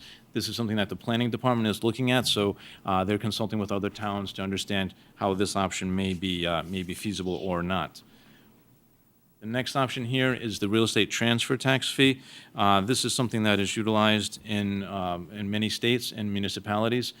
This is when real property changes ownership. So what this would look like is, on the next slide, you can see that in this example of some of our fellow New England states, Massachusetts has the lowest transfer fee rate. What this would look like if we were to add a 1% local transfer fee to this transfer rate is approximately $3.3 million in revenue based on 2017 numbers. The next item, in discussions with folks around town, it's been mentioned, well, why don't we just do a budget line item and put that every year? So we're starting to look at that. We've looked at that a little bit here. And this is something that would provide a predictable funding source for affordable housing year over year. The next slides kind of get into some of the mechanics that we were talking about is in terms of managing the affordable housing funds. One of the ideas would be to do an affordable housing trust or an affordable housing fund. One idea that we're still looking at is utilizing a bond issuance for affordable housing. If we were to implement some of these strategies, it would take time. There would be some approvals that would be necessary. Those approvals might be state approvals, et cetera. So, so it could take some time for this fund to accumulate to a significant magnitude. So issuing a bond could help in that regard. And the other towns utilize land banks. And these are is an example of some of the approvals that we anticipate we might need for some of the various options out there. So, so with feedback from the Finance Committee and others, perhaps we have some things on here that are mislabeled, or perhaps we have to add some things. But this is our understanding of some of the approvals that are necessary. So I know that was fast, but I do know that there's a time consideration. I want to be considerate of everybody's time, and more importantly, I don't want to listen to myself. I want to hear your thoughts, your comments, your critiques, and questions. So. Tom, Linda Miller and I went and observed many of their meetings, so that's why I kind of have a head start on it. So if I may ask some questions now. Before you get into that, I don't mean to steal your thunder or anything. I just have a general question, and I know that you're a committee, so thanks for doing all this work. This is very helpful. But I do recall, and I may be off target on this. You know, a former colleague, Trevini, used to would kind of mention, you know, there was a fundraising component to one of the agencies that never seemed to get any either traction, or they just didn't do the work. Okay. And I'm trying to understand. I didn't see any. There's no fundraising element here. So what is that? Is that germane to this as a possibility? Is there a level of accountability that we need to circle back to? You know, can you help illuminate on that? I'll try. I think what you may be referring to is the Concord Housing Foundation. If I'm wrong, then certainly mention it. But I think that's the entity that from my own understanding, has generally been the entity that has done some fundraising for affordable housing in Concord. Generally, that's an entity that has raised some money to buy back houses. Actually, Holly is. I'm a member. Yeah, I'm a member. It's not a. Would you come up and Speak. talk into one of the microphones? This is for the benefit of. Concord Housing Foundation is a private 501c3. It's not a town entity. It's not related to the town structurally at all. It's just a group of people interested in affordable housing who put out a newsletter to inform the town what's going on with affordable housing and has annual appeals. And in terms of the purchase of the Giroux land, we sort of pushed to try to have that include an affordable house, since they were a house. And the foundation offered to provide money to renovate that house. That's the kind of projects that we are involved in. So it most Smaller generally, yeah, projects. it wouldn't reach the magnitude of the kind of funding that would be required to meet the goals of the 9 to 10 homes per year that the planning department has mentioned, which therefore would generally not enable the town to reach the 10% level that a lot of folks seem to be aware of and concerned about, which is the 40B level. That's the 40B trigger there. And just to circle back to Mary Hartman's question, the 10% 40B level is 80% of area median income. It's not Concord's median income. It's a much larger area. And so I think this is really rough because I don't remember the real numbers, but I think that an affordable house for a family of 4 at that level might sell for somewhere around $200,000. So we're talking about a different level than Concord's usual real estate. So it's a big subsidy that's necessary to take a piece of property in Concord and turn it into a piece of property that's affordable to somebody under the 40B requirement. Exactly. The way we do it now, Right. if you do the buy down. Right. Either buy down or CHDC does it. That's right. Generally, what's needed to make that work is that there has to be either a big private subsidy like there was for Lally Woods, where I think the land was donated, or there has to be an arrangement for some affordable units and as part of a market rate project. It needs some sort of structure to leverage it generally. I mean, for our purposes, I mean, the 40B is a situation where we just don't want hostile developers coming in. Or at least that's my understanding. We want to be above that I 10% think- level That's right. for the express purpose of dictating how, we want to dictate terms. Right. We don't want a developer telling us what. Right. I think the long-range plan really has a little bit of different approach in that I think that the people in the long-range plan feel, or I as a citizen too, feel that generally more diversity in the town through a broader array of housing costs is a good thing. It's not that we're just trying to keep away unfriendly 40Bs. I think it's that diversity in the town through having some affordable housing is a good thing in itself. You know what I'm saying? No, I'm clear on that, but the mechanics. The mechanics of the Getting to where 40B where is, we all sort of culturally want Yeah. to be, one of the mechanics behind that is to make sure that we, Junction Village, we ended up in the Junction Village negotiation in a situation where one of the big constraints was this 40B limit that we were getting. is breathing down our neck. Right, and so that was a driver whether we liked it or not. So I'm just trying to understand, like, what's on the spectrum of fundraising, and Right. what our considerations are, where does that play a part? And I'll Right. hand it over to you No, now. that's So good. I was just curious. So Yeah, that's a great question, because will the money be earmarked for the 40B type, or will it be broader, right? I Maybe think you that's- don't know yet. Well, That's okay. we haven't decided as a committee, because I think there are even still different opinions on this committee. Okay, That's fair enough. exactly the kind of thing we need input from Fair enough. the other committees we're going to. Okay, You fair know, enough. what's your attitude about that is really what we're here for. Okay. First of all, I want to say that I've watched the work that you've done and all the people that you've talked to, and you've got a great committee. You've got a lot of good energy. You've come up with some really good ideas. And I would just like to talk one by one, if I could. Yeah. I think the building permit. We're at your Why don't you disposal. go back The to building permit idea is something that we already tried once at town meeting, and you've tweaked it a little bit, right? Yes. So that's an idea, I think, that has some legs. The next, actually, that slide was helpful. There's the list. This one? Oh, there we go. The CPA Act, you're saying change the rate or the allocation. Right now, the allocation for housing is already at 26%, right? So there's no headroom there. Well, the required allocation is at 10%. I understand. What we found in the research is that the town usually gives affordable housing more than the 10%. That's right. So therefore, raising the required allocation from 10% to 25 probably won't make much difference That's because right. of what the town does. That's right. Well, Well, you're and already, also, the if thing is, you're that's- already at 26%. Well, last year we were, it really And you were at varies. 22 historically, so you're already, and all I'm saying is that that's not gonna give you much agree. money, you know? Totally agree with you. And also, as far as changing, going from 1.5 to 3%, we've talked about that here, and, yeah, that might, because the matching has gone way down, so. The thing about free cash, the use of free cash actually does increase the tax base. So free cash isn't free. Free cash comes from property taxes.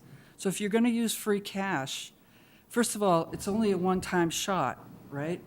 In your slides, it looked like you thought that you could get 4 million every year. And if you draw it down 1 year, it's down. You know, you went, right? It's Well, I think. it doesn't go back up automatically. It doesn't replenish, and the only way free cash becomes free cash is through property tax. So I know you made a comment here that it doesn't use free cash does not result in higher taxes. Well, actually, it does. Okay, I mean, that's contrary to some of the information that I've seen, but I can certainly look into that. I mean, the financial policy has the free cash range of between 5 to 10%. So if we're at over 12%, or if we're at 12%, free cash, then it's. Exactly. We could pull that down, Pull that down, right? right. Say we decide to pull that down to 10%, and we free up, I don't know, I think it was like $2 million or something, okay? Then that $2 million is used, right? And in order to pull it up again, you'd have to raise property taxes. It's not, how It doesn't self-replenish. It doesn't, right, it doesn't It's self, like your savings account. So if you took the money out of the family savings account to build a shed. you have It's to, gone. And another point is that It's free cash is often used to reduce the tax levy. And exactly. if you take $2 million for this purpose, that's $2 million that can't be used to reduce the tax levy, therefore. We'd have to raise property tax to make up for the 2 million that we didn't use. So really, the point is that every dollar that you use from free cash is coming out of property tax. That would be challenging. The free cash option just seems like it's got hair all over it. Exactly, thank you. So forget that. It could be used like build 4 houses or something like that. A one-time, it could be used one time, because we've already taken a lot of free cash to do Junction Village. Right, and I guess the issue about free cash is this idea that it's always going to be there, and then I think we or I'll speak for myself, the free cash issue at the end of each year is a situation where what should we actually be doing with free cash? This is tax money that was ponied up by the citizens, and now it's in excess. Should we be giving it back to the citizens? Right. Should we be doing something else with it with respect to the levy? I think it's just it's got hair all over it. And as an idea, it's interesting, but it wouldn't be my first go-to idea. Great, well, and this is great, this What is we're great, here yeah, for. exactly, this is Great. why we're here, so. Perfect. The payments in lieu and those other two things, I mean, I don't really have much to say about that. I just have a question about the pilot program. How does this work? I don't understand how this works. How do you fee a 501c3 or a non-tax entity like Boston University? So Yeah. I'm looking at the list here, and it's like BU, the city of Boston goes to BU, or I don't know where BU is located, but That's exactly right. The city goes to the nonprofits and says, you need to pay us something in lieu of taxes. Right. It happens all the time in cities. Right, but I think that's more tied to services, right? It can be or it might not. I think it primarily is in the examples that were there. I think it's tied to services, fire and police and so forth. So does Middlesex School pay us anything? They pay no property taxes. No, I know. Do they make any payments to you with taxes? No, they make contributions to the town. Yeah. Oh, They all pay community benefits. Carrie, please. Right, so Middlesex School does not make a tax payment to the town or a pilot, but what it does do on a regular basis is it provides a sum of money typically for capital or other budgetary needs. For instance, I think it was just this past year, $25,000 a year for 4 years for equipment for the police department. And it's my understanding that they've done that in the past. So that's a small fraction of what they would pay if they were paying taxes. right. So maybe we should stick on a little bit. Well, I think that the thing to remember is these are voluntary payments. These are made based on an agreement that is negotiated between the town and the private entity. They only work if there is an agreement from both sides. So I guess Maybe we should be going to Middlesex School. And some communities do have pilot programs. So in some cases, it's the entity, the community will have a one-off conversation or agreement with a particular entity. And then in some other cases, Northampton is an example where they've tried to have a program or a policy, a citywide policy. And of course, the state has been in conversations, state legislature, to have a legislative a bill that would formalize pilot programs. But we're not there yet. But those are some examples. There are things like, this is a second conversation, but there are other ways we can get. Phil, you've got to use your microphone. I don't know, but there, maybe the Middlesex School could, and Concord Academy could contribute other things. I don't know, but I know that we've been having problems with recreation programs and that sort of things, where we haven't been able to use a school sometimes, and maybe we could get the Middlesex and Concord Academy to contribute space and that sort of thing. So they do a lot of that. So I coach soccer at Concord Academy. I should reveal all my biases. So they contribute their gym to the town basketball rec department, for example. So all these entities have a line called community benefits, which are mostly non-cash, but benefits to the community in order to justify their tax-exempt status. So, and some of them are larger than the amounts, that you have in your far right-hand column, I can tell you for a fact. So you might want to be a little careful what you ask for in terms of cash. It just requires further research, is my point. I think the Yeah. difference between that particular item on the list and most of them is that is not something that we would have, the town would vote on a citizen petition about. That is something really more that the town manager or the town finance head goes and has.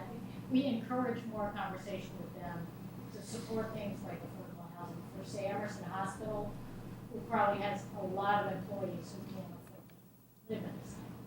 So therefore, should they support some affordable housing so that their own employees can? All of these institutions probably would. Right, exactly. Yeah. Well, some of the schools, I think, actually have some. But Yep. that's the idea. Want to continue? Yeah, and the last one was the real, Developers. Just real quick, pilot. Sure, pilot. Can you describe that a little bit? Developer makes a cash payment to the town rather than building affordable. Yep.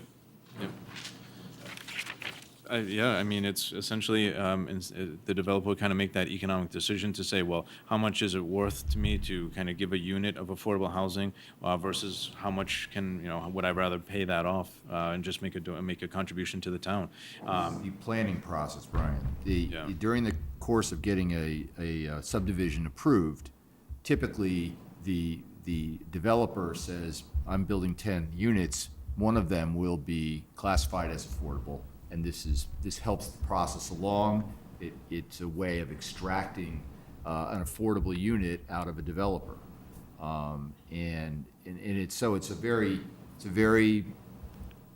basic back and forth that occurs. You know, you're gonna build 10 units, we as a town would like to see one of those be affordable. And instead, Instead, doing he would that, just they're pay gonna say, money, "Let you me just, use some money let me give instead some of cash, us."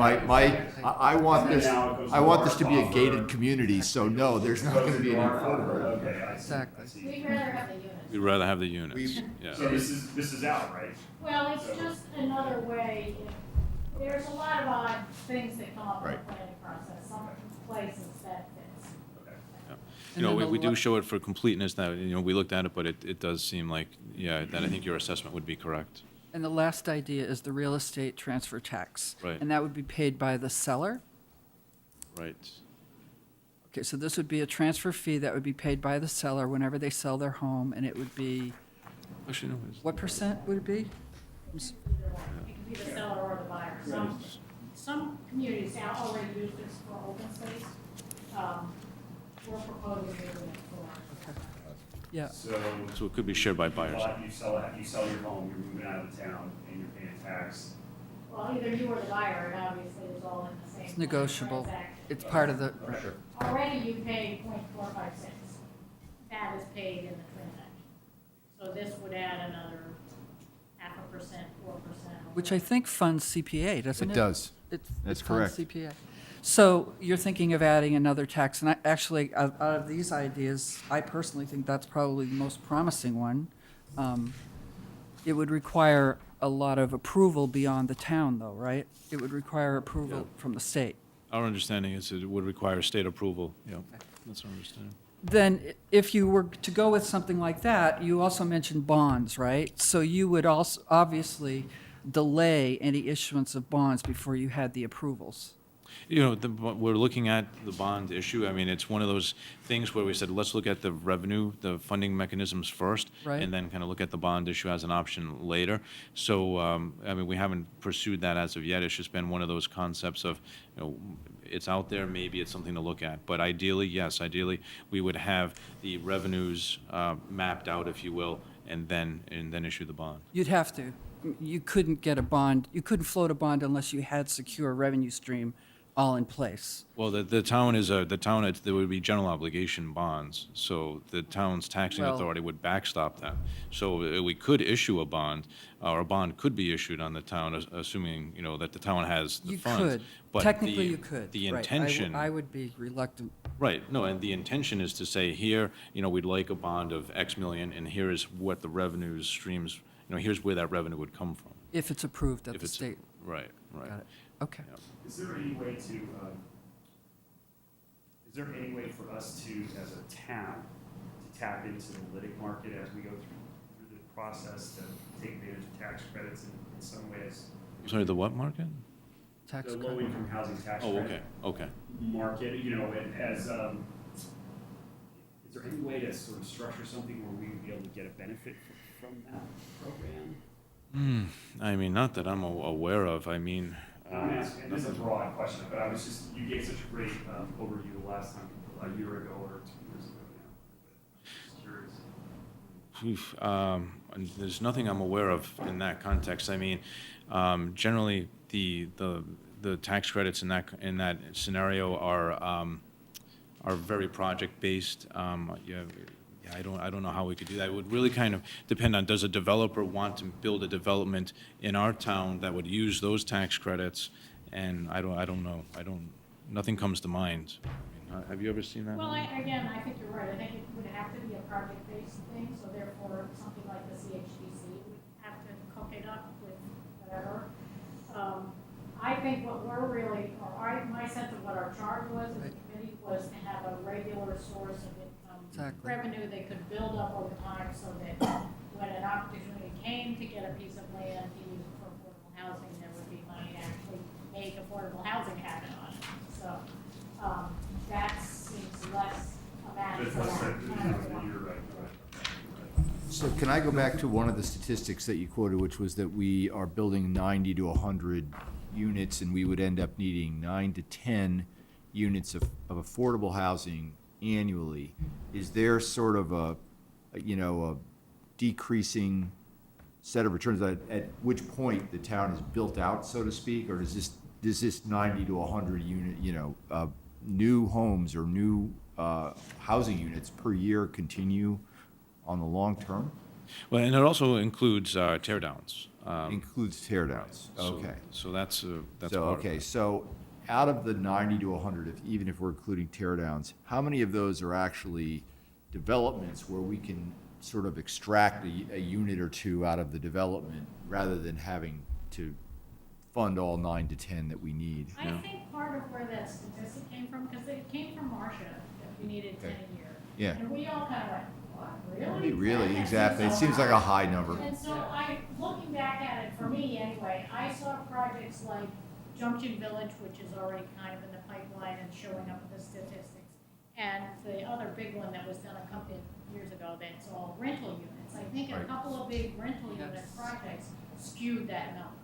Right. So I don't think it's necessarily 10, it's just that it seems to have worked out to be that if you look at the averages over the last decade or whatever, Marcia. Sure. Good point. That being said, I don't, again, our projections on all of these numbers that we put on the slides, none of them produce enough income to do 10 No, I know. million.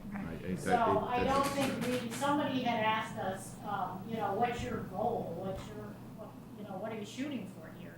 We can't really shoot for that if we didn't see a way to do that. So I think our approach was more to look at the various strategies and say, where could we get to with these?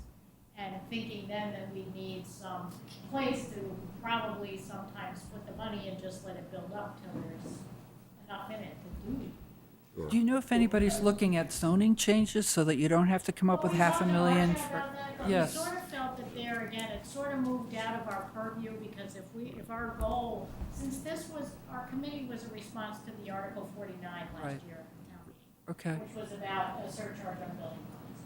And so, to take that a step further and come back with another recommendation to the town, it didn't seem our purview to recommend how zoning should change. Mm-hmm. It's really our purview to say, what are some recommendations? I mean, zoning definitely has to be a part of the conversation I would for a think so, long-term right. solution to this, Right. absolutely. But Right. like Holly said, It's we not your- recognize that's we recognize its unfortunate. importance, but it's not in our purview. That's And we're not just trying to hide it. We've got enough on our plate as it is. so. Yeah. Can I ask, one question I would really like the answer to is, what is that number that we really need? Because there have been so many different answers I've gotten. Is it really 10 a year? Or what is the number? Because we've got so many different fuzzy answers. And I will just point out that Concord had a population of 15,000 in 1950, and it still has a population of about 15 or 16,000. Now, I'm not including the prison. If you include the prison, it's like 19,000. But how can it be that it's growing when it had the same population? All right, so so can you please get the right answer? Because We got as we're close getting as we different can. answers, okay? As close as we That's can. a planning question. We're not them. I had a quick question about the affordability. Does it stay affordable once it's in the mix? That's Yeah, the goal. Generally it When does. we did affordable, I used to be on that Concord Housing Trust many years ago, and we always put deed restrictions if we were doing owner occupied, and it was in perpetuity. So it meant forever this was an affordable. And for units that are, not to perseverate on the 10% concept, but for a unit to be counted for that, there would have to be some restrictions on it. For example, I'm on the Housing Authority, the Concord Housing Authority, and all of our units are affordable restricted. There's a deed restriction on those units. So yeah, they're generally maintained affordable for a long time. And usually a lottery, so that it's open as to. So in calculating your ongoing funding requirements, what percentage of the value of each new home created do you count on being recouped when it's sold to a new owner? Yeah. Well, for the real estate transfer fee, we use. Well, no. I mean, if you spend, let's say you're working with $4 million a year, and you're creating 8 new homes, you're selling them for some amount. If you're selling them for $500,000, returning? If they're affordable, you know. Ah, okay, so if, Sell them for 200,000. oh, okay, so then you would be, you'd be recouping 40% of what you spent in that particular example. Okay, that's what I'm getting at. Yeah, it's not a lot. Right, okay. Yep. I think the other thing, in that analysis that needs to be looked at is the economic benefit that's derived by affordable homes in a community. And that's something that many communities are starting to realize. When you look at where population shifts are now, where are the millennials going, if you want to look at that demographic, where are people going, and where are businesses going? Well, businesses are following where people are going. And why are people migrating to different areas in our country, in our state? It's because of housing costs. So when you have there's a very strong economic case for having workforce housing, and when I say that, I'm referring to kind of think of a workforce housing as somebody who is in our community, maybe who works in the restaurants or in the retail establishments, or works at the hospital. And when you're looking at very low income or people who would be in Concord Housing Authority housing, those kinds of things, below 60% of area median income, when you have those people in your community, other businesses are that resonates with businesses. They say, well, our workers don't have to travel as far to work, to commute as long. So they tend to look at that as a big option, as a big benefit. So that's something I think that needs to be factored into the analysis. It's not just that the housing price is this and you're buying it for a lower price. There's also an economic benefit that is captured when we diversify our housing stock.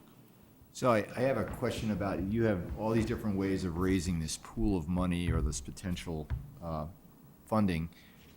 Have you given some thought to the governance of this process and how it would go from we've collected it to it gets out to being, being housing? That is definitely a concern that we've mentioned. I think when we've discussed this amongst ourselves, we've kind of come to the conclusion that it would probably reside with the select board, that they would be the ones who would oversee this. But we haven't come down on a definitive recommendation in that regard. But that's something that we recognize as a significant concern, as something that would absolutely have to be determined before revenues start flowing, if you will. Yeah, there are voices that we hear regularly at town meeting that the CPA itself is a pot of money that people are, just dishing around with. And I've been on the CPA committee. It's extremely well locked down. This is not just a bunch of people willy-nilly giving away money, but I just would be interested to know if you really don't, right now you don't have any real structured thoughts about how that's going to. Well, some of the things that we're looking at are the trust. Really in our charge. Okay. To do that. I Fair think enough. really we were more like, you talked to the long-range plan people before us, and they're like, where's the money gonna come from? We're here to say, this is where the money might come from. And Okay. we did talk about maybe it's just some sort of stabilization fund that resides under the finance department's purview. Whether everything goes through town meeting, I think the idea was that the money had to be available so that if somebody like this CHDC, which is already a town group, wanted to purchase a piece of land or purchase a part of a project, Right. or give money to a developer to say, we want five units. We needed a little more flexibility for this process to happen at a timely way. Right. Is there any way, Go ahead. No, I don't have. is there, so, forgive me, this might be a obvious question, there might be an obvious answer to this. What about just a simple sales tax in the town? We never even talked about that. We didn't even consider. Like incrementally, like a small percentage added on to general sales tax for all, for all things that are going on in the town. And then maybe what you do is I don't know what the bogey is, but you say you want to try to raise $3 or $4 million in a year. So what ends up happening is the sales tax goes into effect every fiscal year. Once you hit the bogey, you turn the sales tax off. Or you keep it for a rainy day. Well, no, because you want to be thoughtful about it because you don't want a slush fund, right? So the point is you have a very specific structure around it, and then you say something.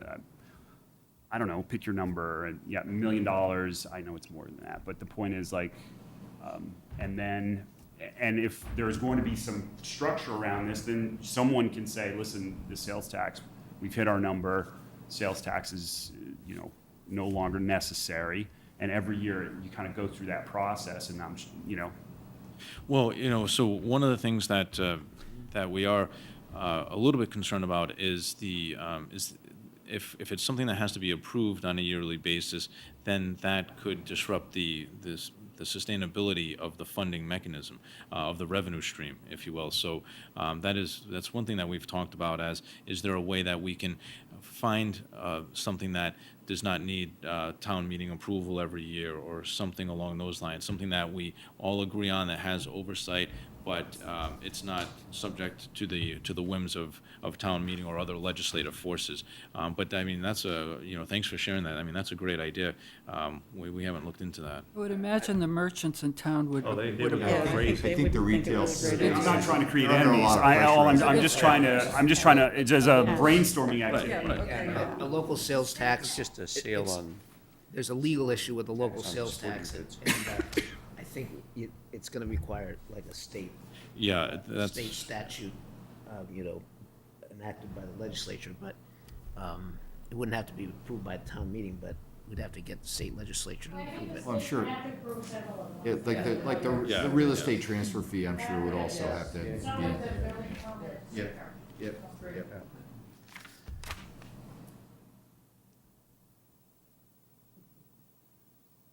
Any more?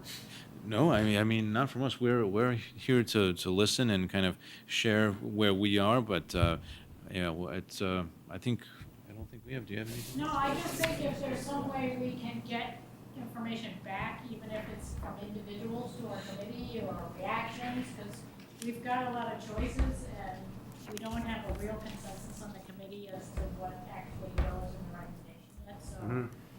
I think we've heard some very clear things, obviously the free cash one was pretty clear. But other ones, I think if there are things you think are really the best bet, or they sound the most plausible to you, let us know. I don't know about its feasibility in terms of getting the permission of the legislature to do it, but my own personal favorite is the real estate transfer fee, because it directly, first of all, it's a tax on something that has to be purchased in town. People can't go elsewhere to purchase it. And it directly affects the quality of the community in which that tax is going to be spent. And it's attractive to me for those reasons. But one caveat I would add to that, I agree with what you say, Tom, but if you're going to float a bond funded by something like that, what you're seeing here, you would say, oh, great, we have steady income. Well, if you went back and did 2007, 2008, 2009, my guess is that history would look a little bit different. And if you're floating a bond based on $340 million a year revenue, and suddenly the real estate cycle goes into a downturn, which it will inevitably, then the town will be on the hook with general funds to come up with more funds to subsidize that at a time when the town is probably not going to, when the town will be pressed to meet its general services. As the town would be for any bonds. Yeah. Right, yeah, you're right. Great. Well, thank you. And we welcome any other comments. You can reach our email, ahfc@concordma.gov, and that comes to the committee. So thank you for your time. Appreciate it. Thank you. okay, time for our finance director. Oh, it says continue. Reserve fund is continued till June. Ah, okay. It's not then. Thank you, Dean. So continuation of discussion on topics of special interest. Anyone have something? Dean, do you have? To my knowledge, there have been no further meetings of the benchmarking subcommittee. And there was talk of a report being prepared, but I'm not, can you comment on that, Mr. Grom?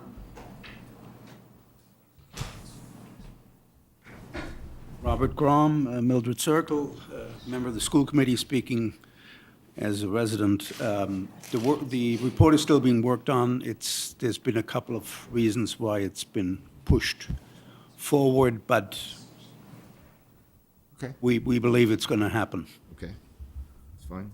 What's the purpose of the report, Bob? Who's it meant to go to and for what purpose? Is it just a public document that will be shared with the community, or? That's my understanding, yeah. I mean, just, the questions come up so many times in these meetings, and, you know, we obviously did a lot of work. You were at virtually every meeting yourself. So, you know, it's got to be wrapped up. Okay. You know, and for all of us to read and for the So it's general for public. general public Oh, understanding? absolutely, yeah. And are there more meetings to be scheduled, do you know, in the future for that benchmarking committee? Clearly, the school committee, and I'm not saying anything out of turn here, but, you know, we will look at the issue of a budget subcommittee, and it hopefully and likely will come up as an agenda item in the not-too-distant future, so, and then it's going to be finalized.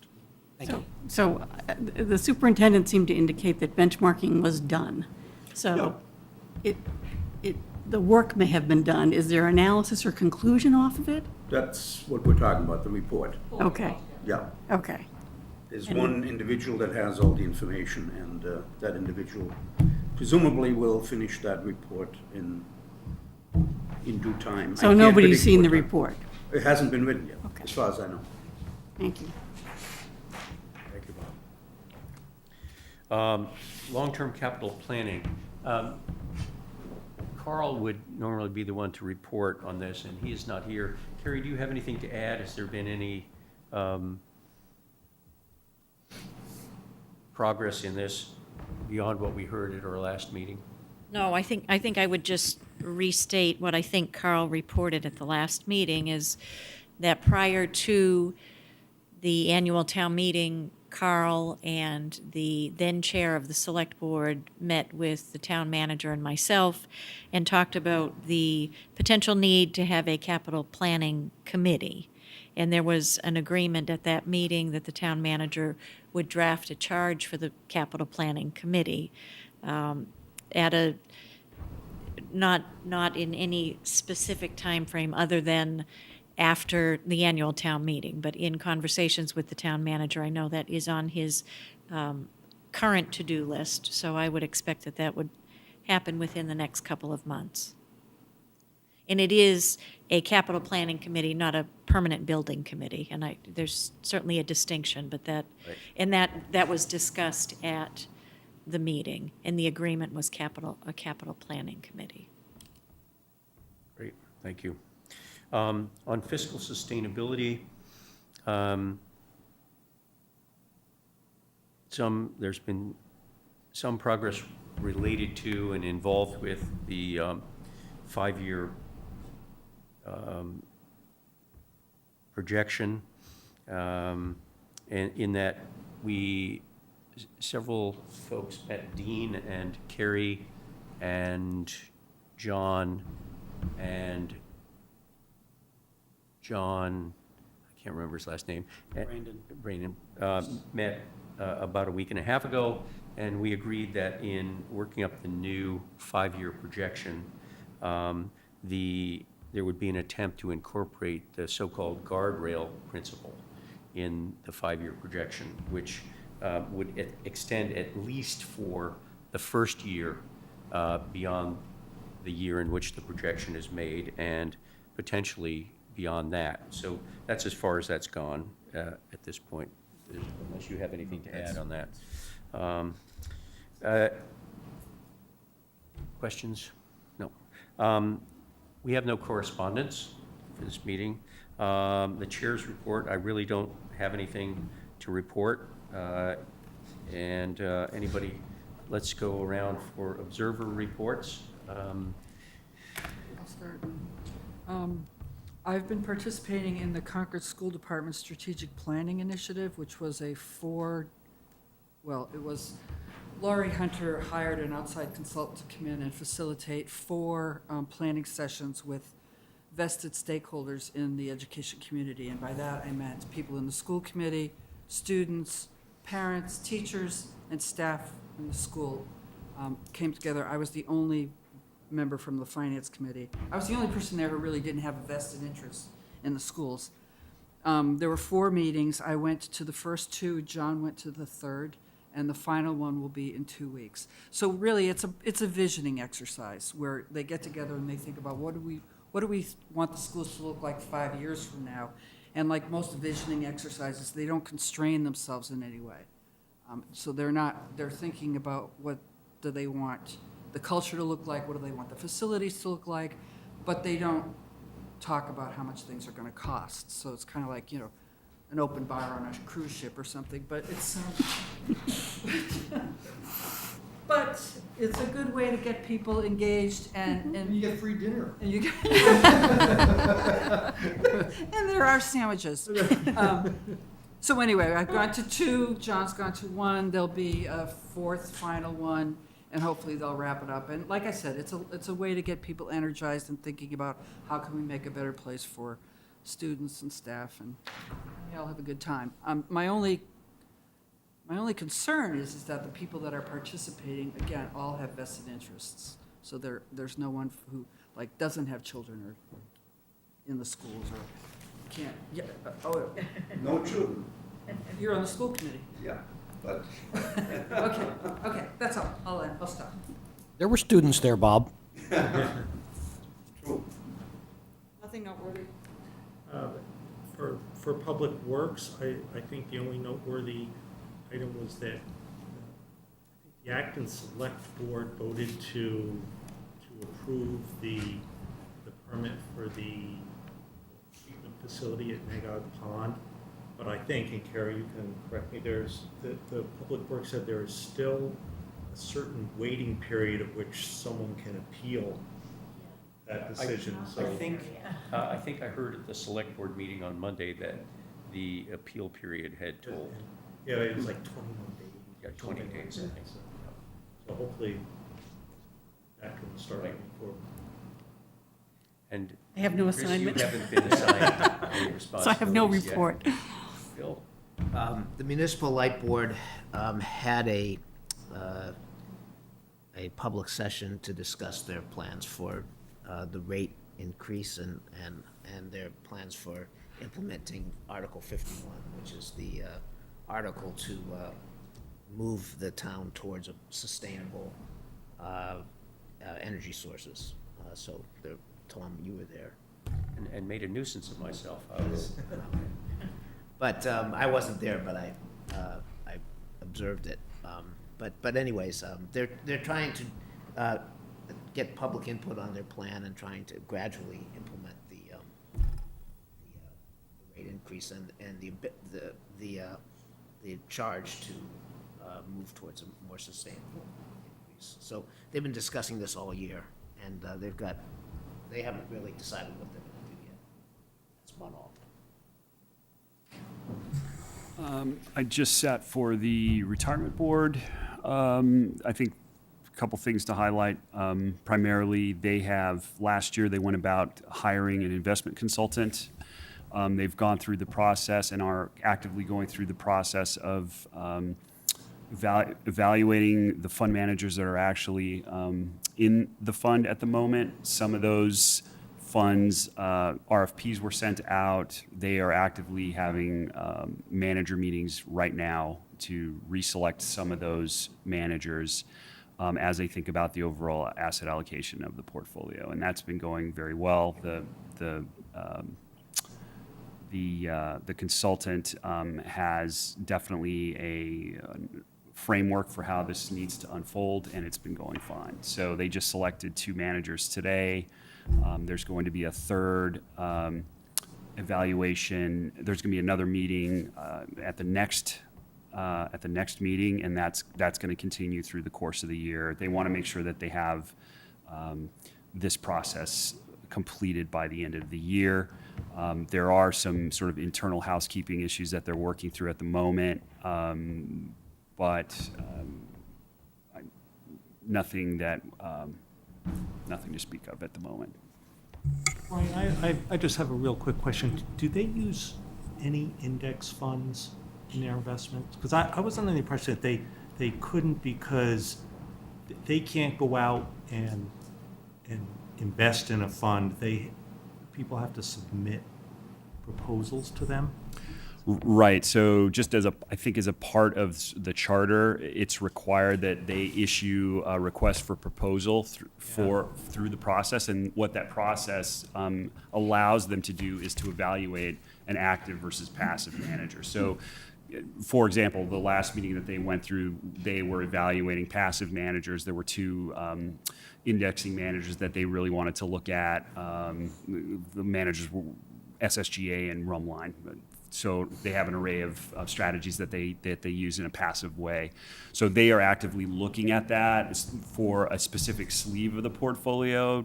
Passive doesn't necessarily make the most sense for other parts of the portfolio, but for the purposes of what the consultant is recommending for longer term, they're definitely looking at it, and it is something that they can use.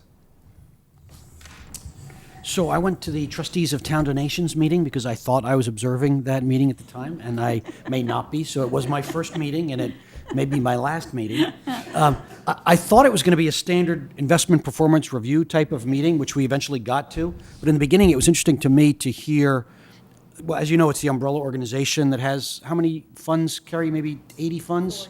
40 funds. And it's $8 million in assets managed by Bank of New York Mellon. A lot of the individual trusts didn't quite understand, after 9 years of zero interest rates, why the income generated by their portfolios was less than it had been in previous years. So there's a little bit of an education process going on there, which was interesting for me to hear. And then lastly, we did review performance. Recent performance has been okay. The 3 and 5 year performance has been somewhat less than okay. So there was a suggestion from the public that, well, it sounded a little bit to me like he was suggesting a manager search might be in order. So that's just my presumption, and I don't know if that has legs or not. But anyway, that was. And what did you say was the total under management again? It's 8 million something in total assets managed by one manager. You know, the committee is a town committee, of course, for the many individual trusts, many of which have, you know, separate particulars in their charters.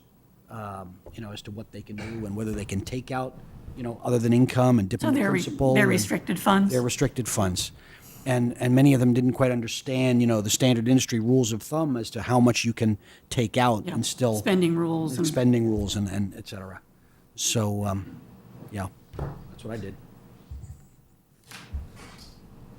There have been a few school committee meetings. They've had to seat the committee on weird, kind of unusual schedules because they have to wait for Carlisle to finish their town meeting before they can get the joint meeting set up and this and that. A few things of interest. One, they're going through a process to send out RFPs for new legal services. So that's something that's come up again and again here in this meeting, in this room, and they are actively going through a search for new legal representation across a whole array of different services that the schools need. So that's one piece. Dean, there is one law firm that represents about 50% of the school districts in the state, called Stoneman Chandler. Okay. So I Now, hope the way they're aware of that. Yeah, the way they're doing it, which the conversation is kind of circular, and I don't exactly, Bob might be able to completely fill you in on this, but instead of just publishing an RFP and having any random law firm respond to it, they were thinking of, we will send it to specific firms saying, we would like it if you would send us a response. Am I? You know that, right? Is Stoneman Chandler? Yeah, no, Yeah, you know that firm. Okay. Anyway, so they're in the hunt. Let's just put it that way, and they're going to be reviewing responses. There was a final report issued by a group called the Campus Advisory Committee. A lot of very good work done. Numerous opportunities for how they can use the remaining land on the CCHS campus. And that includes the big open space that's been created by the landfill cap. Everything from greenhouses to gardens to hockey rinks, and tracks, and, there's. Bus depot. No, well, Bus Depot doesn't get a lot of play. Of all the things, that does not get a lot of play. Parking lot, perhaps? Yeah, there's definitely, and that's also discussed, but in terms of the acreage that represents, they're trying to stay away from utilizing that large contiguous space for parking. So, I would say a leading contender due to the interest, the feasibility, and the private, funding that's been at least hoped for, it would be a track over there. That seems to be a very live possibility, is to add a track to that space over there. Now, we have a world-class track about 400 yards down the road. Yes. So. It's used that by doesn't- 3 schools, Middlesex, CA. Oh, who else uses it? Fenn? Fenn. The Concord Middle School even goes there. Okay, so it is This very, doesn't make sense to me. yeah, okay, If so we're gonna build another world-class track, yep, 400 yards from. 400 yards down the road. Down the road. Don't. Affordable housing, Go and get it going. a dormitory for I'm just teachers. saying, There you go. these are I'm not sure that the school wants the dogs running around on the campus. That's probably not their first choice. Anyway, those are from my perspective, those are like the major items. They did have an audit report. I think I've already covered that at a prior meeting, so they I'm sorry, can I just ask this question about this RFP process? This is for the legal representation, right, to kind of get out from underneath the stuff. Ropes and The initial Gray. lawyer that they hired instead of a. Yes. Okay, all right. So, how is this considered an RFP? If they're selectively going out and issuing it to one person. The whole point of an RFP is for it to be an open process. Yeah, well, And it defeats the purpose. Yeah, that's a good this question. is why, there was a bit of a circular conversation. Like, some folks on the committee said, let's just issue it and see what comes back. And others promoted an idea that, well, let's just get a subset that we, kind of tap them on the shoulder and say, we would like you to respond. So we theoretically hire. Bob, how is it going? $1,000 Can you please comment on this? Yeah. How is it actually going? I'm not trying to misrepresent it, but I couldn't get it in my head We around have it a exactly. couple of people on the committee that, one was a lawyer. Yes, one was a So lawyer. I looked Where does she for work? That was the problem. another,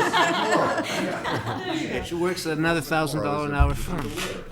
so I think it's a two-pronged approach. We're doing some of that, and we're doing some general advertising, basically. Okay, so it is like somebody could respond if they could find the ad tucked in the bottom of the Concord It's Journal. not restrictive in any way, and I mean, you can restrict an RFP to qualified applicants, so, and it's still an RFP.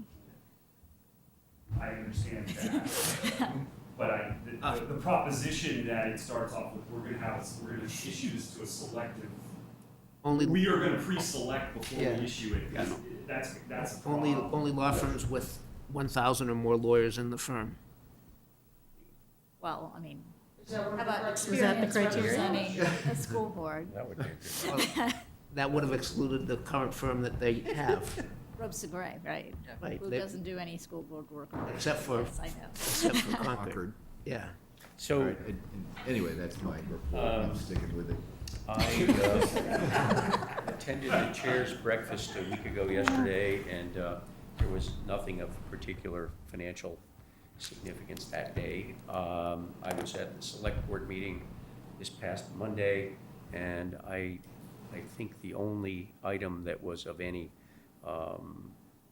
financial interest is that the select board has approved a one-year extension to the town manager's contract with a 5% increase in his salary.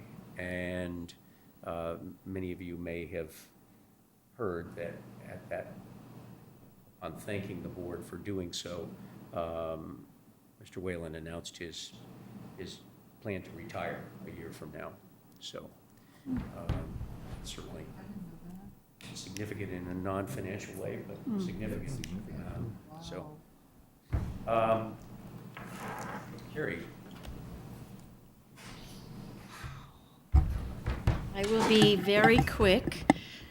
We have concluded our open enrollment for health insurance. Our plan year is effective June 1st. You might remember that we have offered high deductible health insurance plans for the first time in the history of the town. We had a great response to that. We have about 225 or so benefit eligible active employees, and we had 47 sign up.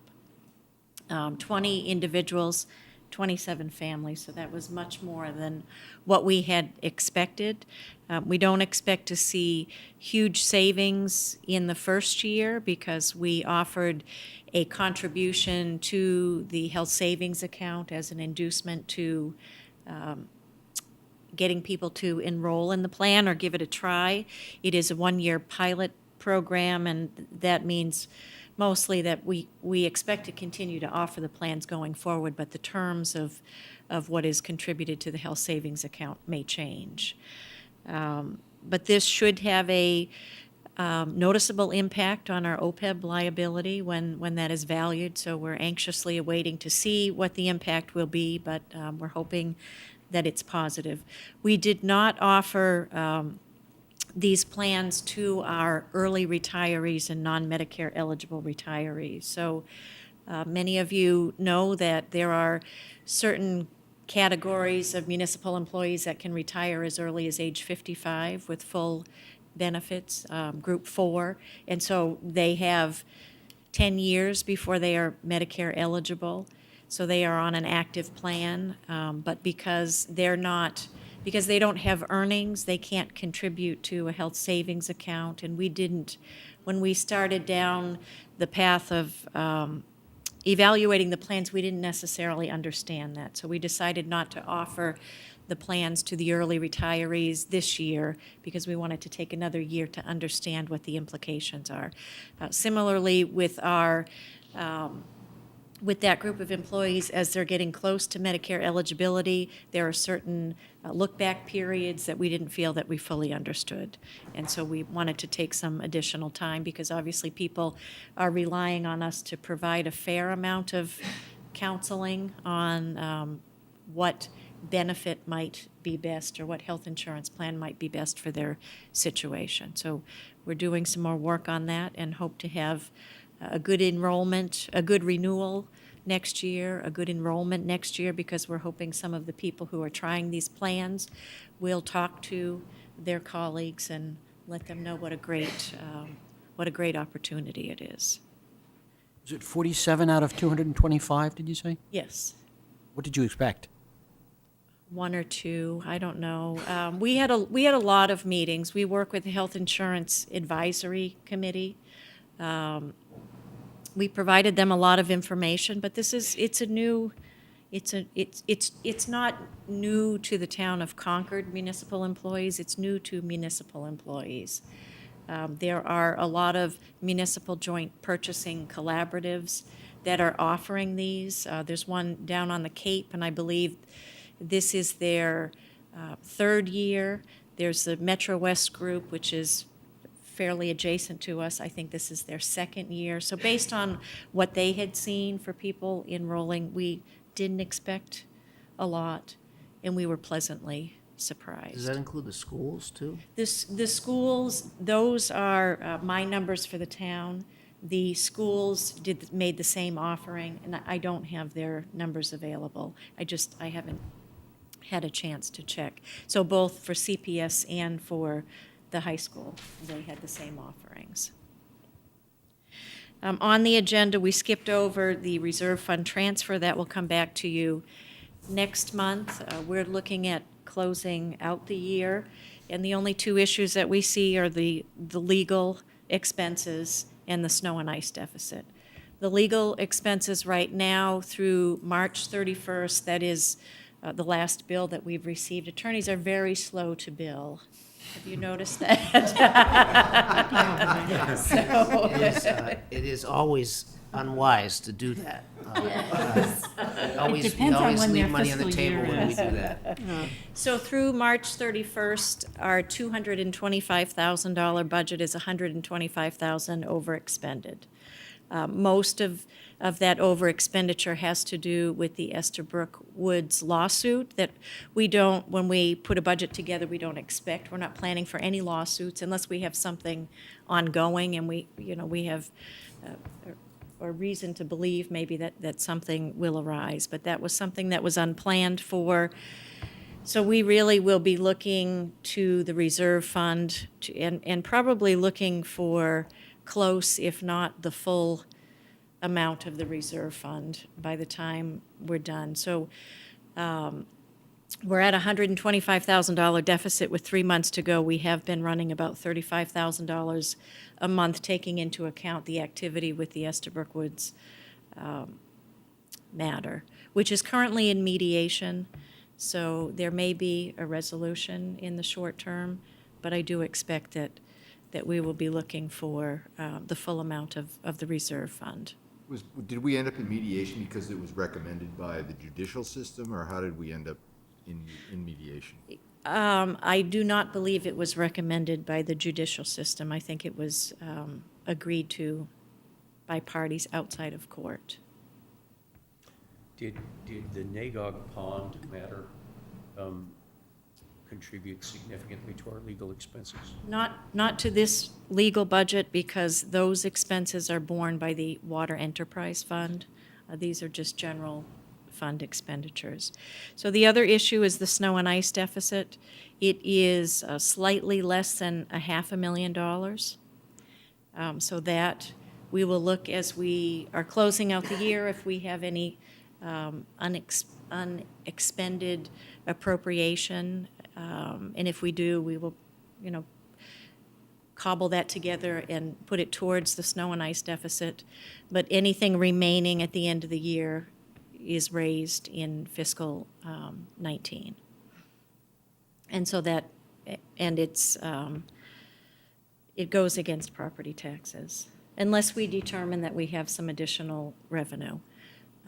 The state budget process is moving along, and the numbers that you are carrying in the FY19 budget for state aid is pretty much what is included through at least Senate Ways and Means. It's a little different.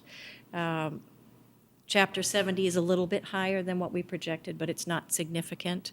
The unrestricted general government aid is exactly the same. The additional amount in state pilots that was included in the budget is still in the budget. For the region, I want to say the transportation number is a little bit higher than what we had talked about, and their Chapter 70 is a little bit higher. So I think all of the revenue projections that we carried through town meeting are good at this point. I think the last thing that I'll just mention, we're getting ready for our auditors to come in. They come in for about 4 days before the close of the fiscal year to do some preliminary work. We have them scheduled for the first week in June. So it seems like we just finished, not our audit, but the light plant audit, and anybody who goes to the financial audit advisory committees meetings, it seems like we just finished that cycle and we're starting again, but we're in good shape for that. And the last thing that I would mention is we have the orientation meeting the first Thursday in August, and we call that an orientation meeting, but it might be helpful if we thought of that as something other than orientation. Maybe it's a workshop or training. We had great participation last year, and I'd like to make it interesting so that both new and more experienced members are interested in coming to that. So if you have topics that you would like addressed at that meeting, please let me know. I will go back and look at my notes from things that have come up from meetings, over the months and come up with a list. But if you have something specific that you would like addressed, I'd be happy to do that.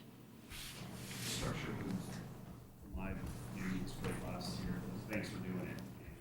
And I know how to make this work all of the time now, so that will make it easier to. Call it the annual kickoff meeting or something. The kickoff meeting. So I do have a question to Carrie. Typically, Tony always used to say, well, we'll get a little bit more in levy than we anticipated in the budget, and we'll run our departments slightly more parsimoniously than we budgeted, and so we'll have a little money. If we are expending that money to cover the snow and ice deficit, how is that usual bit of money that we usually then throw at taxes, Yeah. to reduce the tax levy in the following year? How is that going to play? So this year, we are lucky because our local receipts are running about $500,000 higher than what we estimated.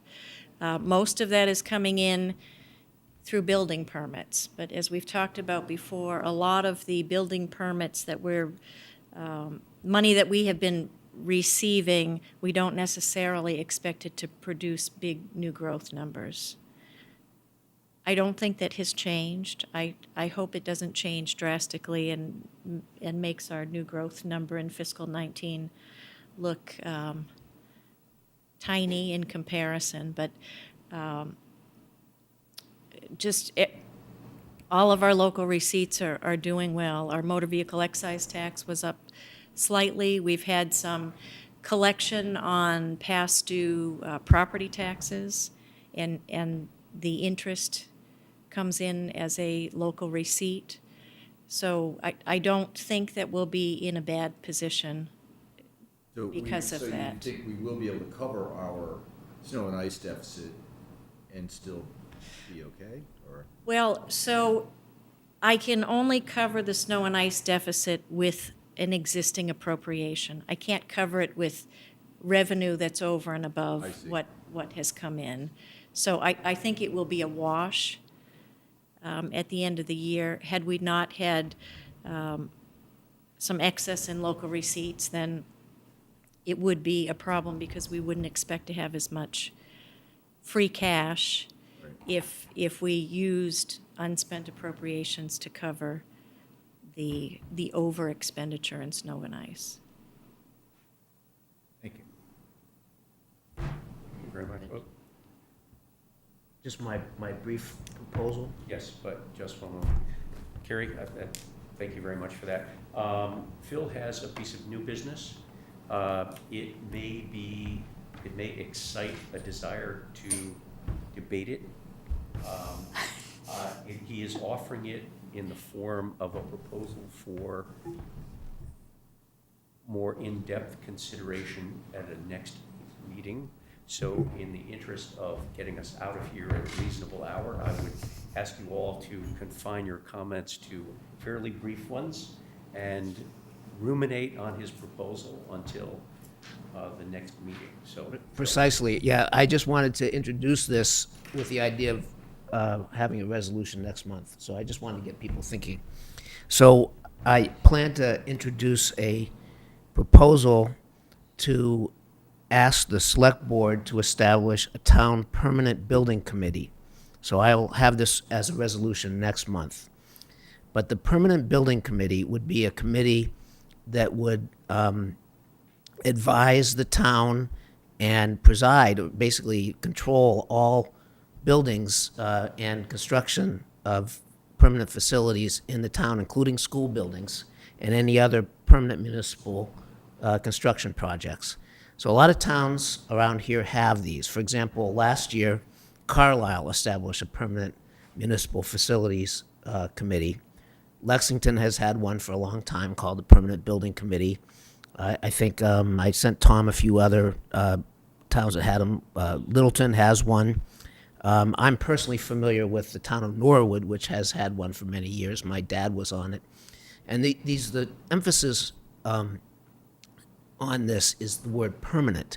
It's a permanent committee, and the members are permanent. And they're typically appointed because they're architects and engineers who are familiar with the construction project and the architectural design process, and they become very familiar with the building and permitting process and vetting designs and working with architects and construction projects. And so they work out a lot of the kinks that the ad hoc committees that the town here has used for all these construction projects, and they're able to deal with the problems that have come up in some of the projects we've seen here. So I think that would be a benefit to the town. So I'll explain this in more detail. I know Carl Packer is very, very familiar with them because as an architect, he deals with them all the time in doing construction projects. So we'll talk about this more. I'm happy to answer questions now or offline. But the idea is that we would make a proposal or ask the select board to establish this committee, beginning in the next few months so that they would have control of all projects going forward. I didn't mean to muzzle discussion completely, but. If you have any questions, let me know, and I'm happy to clarifying talk about questions, this later. Ask them. What's the nexus to the business of the Finance Committee? It's because we've observed, for example, many of us observed the school committee discussing a very small construction project just before the town meeting. And we saw the struggle that they had just dealing with that. And so, this would be a way to take that off their hands, for example, but also it would be just a better process for the town in handling construction projects. I'm just wondering how it connects to our work. So there's many good ideas. It sounds like it might be one, but I just didn't know if it's our job to do that or not. Well, I would let you answer that, Phil. I mean, I can see how it would potentially save the town a lot of money if we had a group of dedicated professionals who were dealing with this Permanent basis. on a permanent basis, right? They would develop expertise in that. They develop expertise in managing construction, permanent building construction projects.